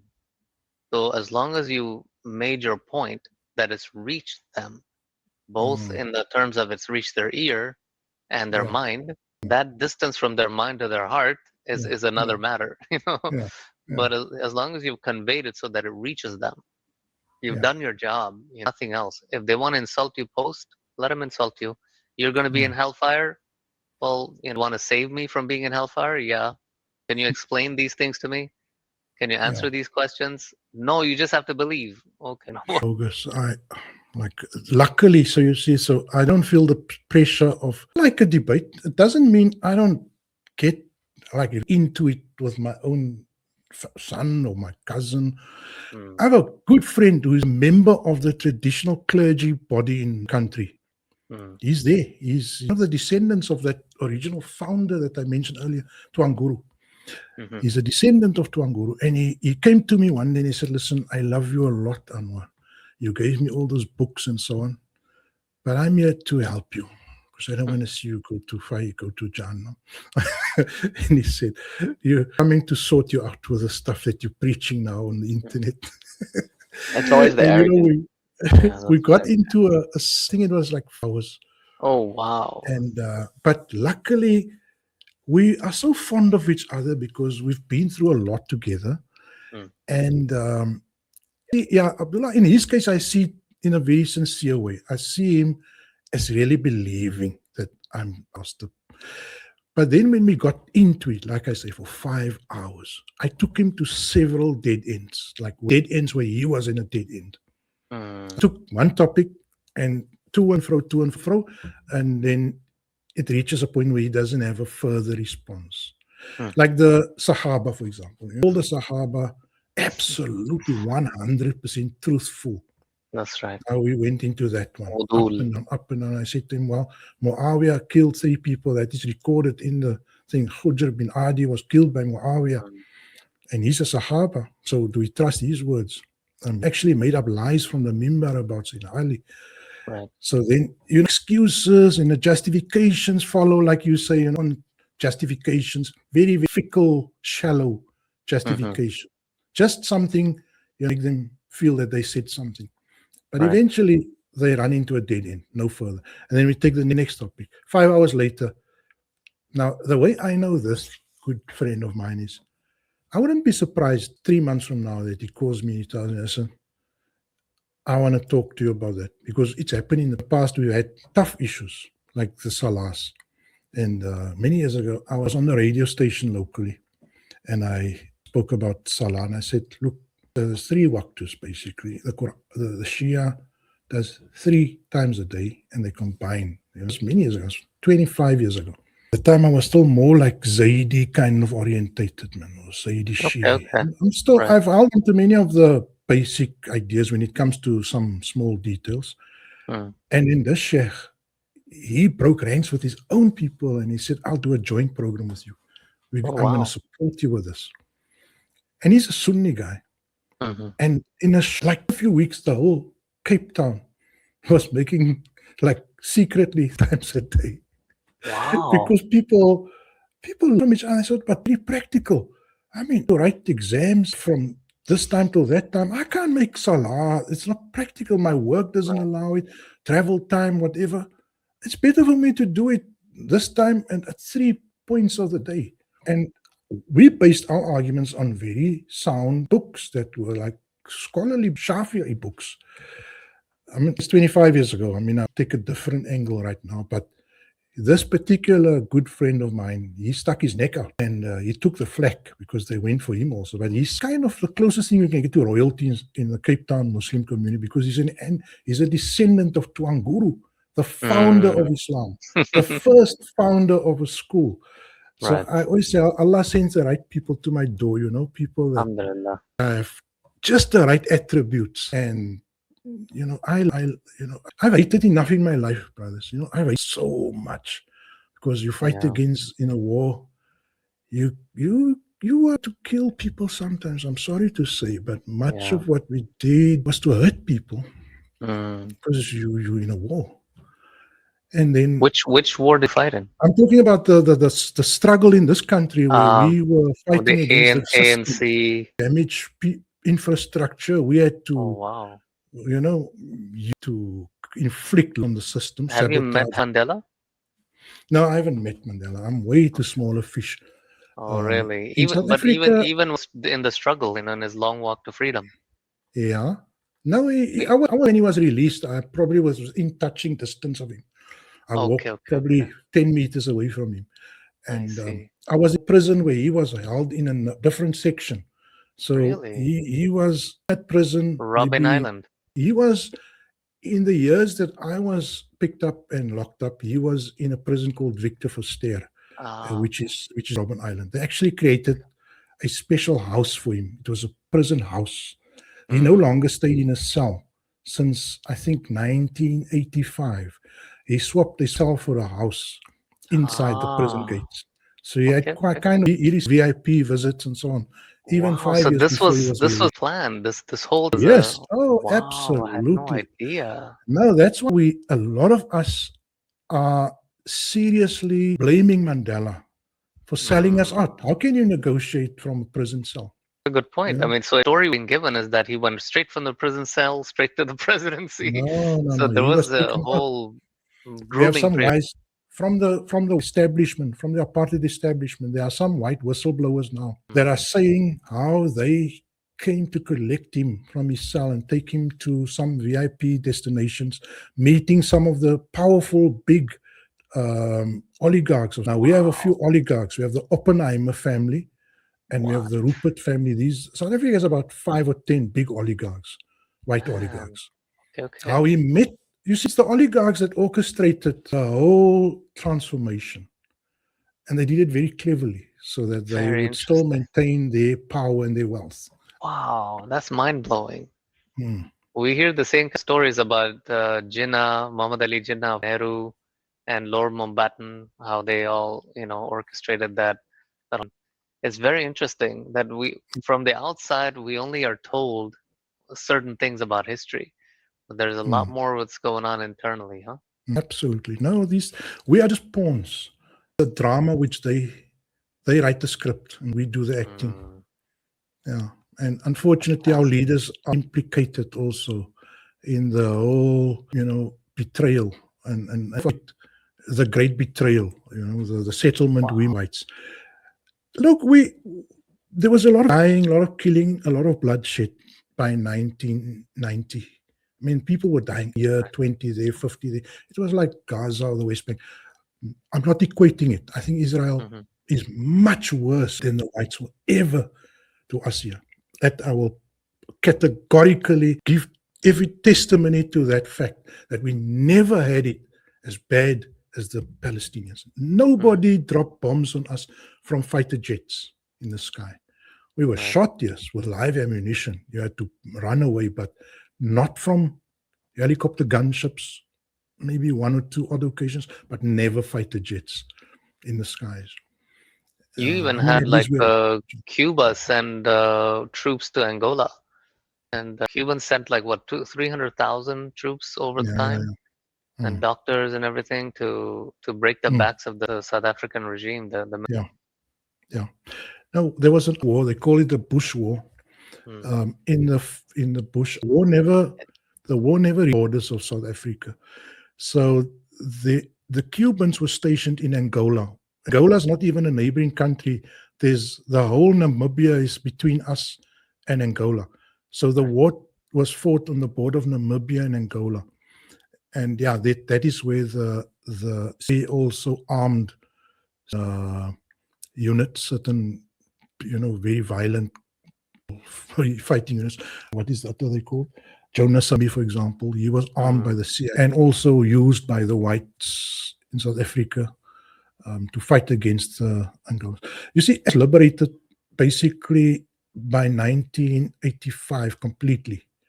All the countries were free. The last 3 countries that were freed were the 3 surrounding around us. First, it was Mozambique, then Rhodesia, or is now called Zimbabwe, and then finally Namibia. And so by 1985, the South African white regime was basically isolated. They had no longer any buffer in Africa. But it is also fortuitous for them that by 1990, the Soviet Union collapsed. It was the main backer of the anti-apartheid resistance movement. The CS, the ANC, the PAC. So when the Soviet Union collapsed, the support behind the liberation movement in South Africa collapsed. And so both sides were ready because the ANC didn't see any way in which they could fight without a big backer like the Soviet Union. Cuba was there, but Cuba wasn't that strong, like as and so I think they thought, let's sign an agreement. It's with Iran and America right now, I guess. There's a standoff. Each one wants, and I would say Iran out if they don't get reparations of what they're asking for, 50 billion. Maybe they'll be happy with taxing the ships coming through the Strait of Hormuz. Maybe that will be the means that they will generate reparations. People who made the negotiated settlement had their own reasons why they stopped fighting the whites. Came as a relief to all of us. I must say, if I be dead honest, there were some of leaders who said, no, keep fighting. Don't surrender. Don't stop fighting. But the momentum had just disappeared now. Nobody was in the mood to fight anymore. And there was a euphoria in the air, and everybody smelled freedom, especially when they saw the new up and they saw the television is showing different programs. It's no longer these white racist material that they're bombarding us with. Right. It was now material they put on the news. No, Names were changed. it's your people who are mining the Kimberley diamond and it off to Yes, De Beers, and the exploitation is still happening, but it's instead of happening. them doing it now, it's you doing it to yourselves.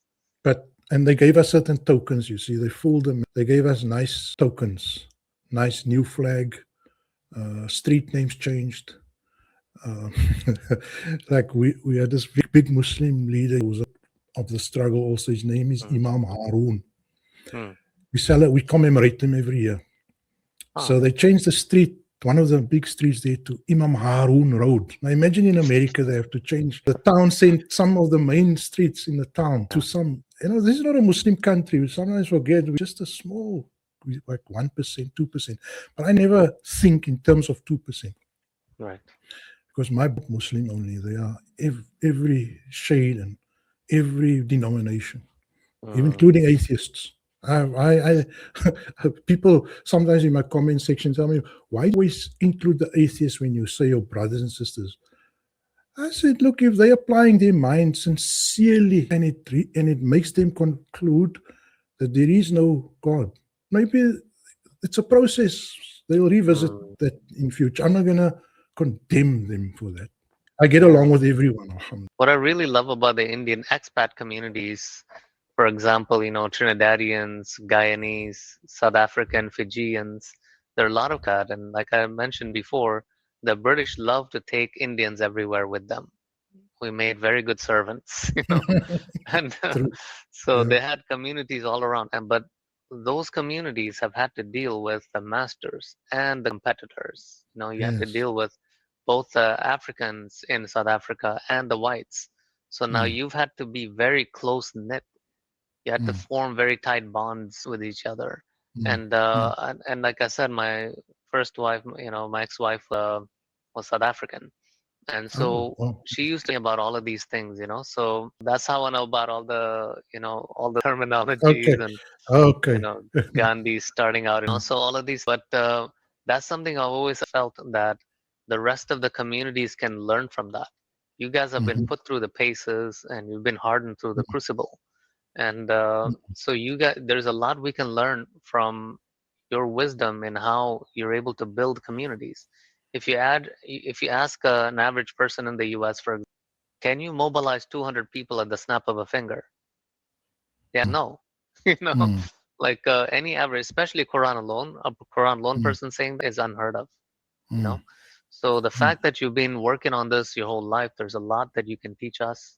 And if you can engage with us on a regular basis on the Discord server that we have, we're building that Inshallah. actually. I'm going to check it Inshallah. out. So we'd like to, Anwar, for Yeah. coming on our show and sharing your wonderful wisdom, unique experiences, and we Yeah. hope to have you back on the show sometimes in the future as well. I feel very honored that you think I'm worth it, but I'm open to come again. Maybe a good couple of weeks. I'll keep on watching the show. I've enjoyed the few episodes that I've watched now. I just hope that it will get traction and people will I put the word out to both of my WhatsApp and my Telegram groups. Wow. And also to some family. So I hope you will get good views. Like I say, I feel like a tool at this age, just an instrument. And if I can be to do the right thing or to spread the right word, it's a service to humanity. And brother, how would somebody contact you if they wanted to get into you? You have my WhatsApp number and my for the audience, for the public. Oh, I see. On my YouTube channel, there's a name of your YouTube channel. It's Anwar Shaik without an apostrophe. On the screen. Yeah, try that. Yeah. Inshallah. So that's great. So we really appreciate it again. And is there any other final message you'd like to tell people? Well, all I can say to people is that, like the brother said last night, go open your Quran again. Don't even believe what the Syrian brother said. Make a bit of effort and read the Quran. And don't read the Qurans that were written 100 years ago. There's now there's several Qurans that were written in the last 5 years. I will recommend any even the Quran written by Baba Shu'aib, the Quran written by Sam Gerrans, the translation written, my translation is available. Obviously, I'm going to argue that my translation is a more accurate native Quran reading. But don't take my word. You can read various other and find out what you were taught in the hadith books in madrasa is not the same as what is in here. It's two different visions of Islam. Mm. That's what I want to say. Go and find out for Beautiful. yourself, whoever's with this. Do you have any questions or any comments, Abdullah? No, I I want think to find out, everything. how do you get your son to be such a brilliant team player? If it is, I struggle with it. My son says no, he doesn't want to appear in front of the camera. Really? Okay, okay. So Yeah, I I have just, two boys, well, and in a they're way, I want to just yeah. sort of on in mobilizing your family to producing such an amazing. Thank you so much. Yeah, I have a younger son, and he actually does the editing on the podcasts. He's a tech I guy. do everything myself. That's unfair. I have a Uh, whole team actually. that's Um, great. and I'd like to like sometime show you how the whole I wrote a software for podcasts. Like I Uh, said, this is not the only podcast I do. I do one on Saturdays for natural health, and there are other mm, people now approaching me to help them do their podcast. So now I put together mm, a software, business plan, whole thing, because there are a lot of people working on mm, it. You know, mm. so And you have your own. You work for yourself. I'm assuming it's time for all company. this. Yeah, that's No, right. I wish you all Yeah. success in your business, Shukran. and that your business will go reach to the sky, inshallah. Inshallah, Uh, inshallah. One big part of it is that there are some clients, but the main push for our is to create tools and software for the betterment of humanity. mm, So we've actually, if you go to alhaq.com, and I mm, think in one of the episodes I've given a demo about it, that it is for the Quran alone Muslims, and it has community and business networking features built into it, and it's free. mm, And so for the sectarians, I've built a website called one.com. They can use that. There is for mm, the general public, or you don't have to be Muslim or anything, myareapulse.com. And they all have the same features, of mm, building communities, networks. Everyone can create and market your own business on the site, mm. and there's some built into it. You can do billing, all that stuff, Wow. so, and everything is free for use. And the Mm, concept and that even though we're very few region of the world, virtually we can be a much bigger group, and we can be stronger, and we can have mm, these discussions, like on the Discord server on a regular mm, basis. mm, And then what you mentioned earlier about the study group that you with, the group that you study the Quran with, that has my experience. I can mm, read the Quran on my own, and then I can spend, hours, days on it, pondering and ruminating. As soon as mm, I do a group and I get all of these different views and all these different people working, in unison to mm, do the research and bring back the arguments and have discussions, that is boosted by 100 times. mm, Even though there are just like a dozen of us, it's significantly boosted. mm, So that's a recommendation I'd really like to. mm, This virtual concept of, this virtual community concept, mm. uh, being something that I've been to mature that idea Mm. is that if we Yeah. can make it work virtually as a community, then Mm. we can actually buy land, shift over. And that's something Mm. I covered in my last podcast. Mm. There are lands available in Malawi for like $200 an acre, Mm. you know, and there's full modern apartments available Yeah. for like, Yeah. I so can what vouch is, for that. It works. 2 years ago, I yeah, needs he needs 5,000 local currency, which is about $800 or $6. He rands. needs a bit of money to buy this Mm, piece of land. And I okay. said, wow, yeah, take the money, buy the land. So Wow. yeah, Malawi, and it's beautiful next to the lakes Yeah, on the yeah, Lake beach. Malawi. Right. So the thing is then if we have all of these Muslims around the world struggling Mm. that, oh, I can't afford a house, I can't afford this, I can't afford that. You Mm. can't afford it because you're on your own. What if you can Mm. bring 1,000 or 2,000 of you and go buy up this land, go buy up these Mm. apartments? You Mm. you've actually created a community of your own.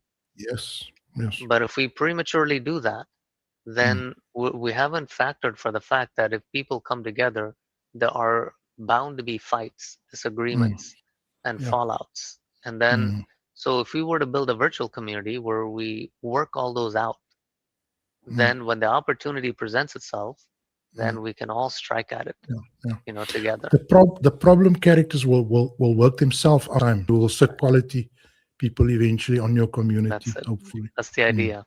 But if you were to make that physical investment, because doing hijrah is not a small task, Mm. you're asking Yeah. hundreds, if not thousands, of people around the Yeah. world Yeah. to come build a community. You Yeah. have to have that foundation that Ibrahim, for example, Mm. built. Yeah. Yeah. So Yeah. we need to kind of follow in that along. We can do Yeah. that, I believe. Why not? Why not? Um, It's a huge, ambitious goal. Enough goals can be achieved. I mean, you can achieve it, and you shouldn't have small goals. yeah. I think Allah. the Quran, the community you're referring to, is a highly literate, highly talented, highly skilled community. Mm. Obviously, they have lots of courage. They have a sense of adventure in terms of their beliefs, and so I think it's the community that I think is very, very prone or very suitable for that kind of. I I appreciate will those definitely words of check it out. encouragement. Allah. My time Shukran, is, Sheikh. Yeah. unfortunately, I sit with a lot of commitments. Like right now, I told you I'm doing paper with the brother from England. So now I've promised him I'm going to work through the paper, not help him. He's doing the paper. I'm just doing a bit of peer review, I guess. Mhm. There's another brother, this Hindu guy that wants to work on a project with a podcast on education. So I take on a lot of commitments, and I like to rest a lot also. I'm old. I need to spend 2 hours a day doing nothing. Right. So then I just watch debates or whatever, or watch people. But inshallah, if I visit your site, we will. It will be very exciting to make a small participating in some way. Yeah. That'll be wonderful. Thank you, Sheikh. Thank you for having me. We'll talk, sharing your beautiful Anwar, Cape the Town. Noor. Not that the Americanos are interviewing me on YouTube, you see, so I need to distinguish myself. Represent. Thank you. Assalamu alaikum, Sheikh. All right. Alaikum salam. I'll sign off.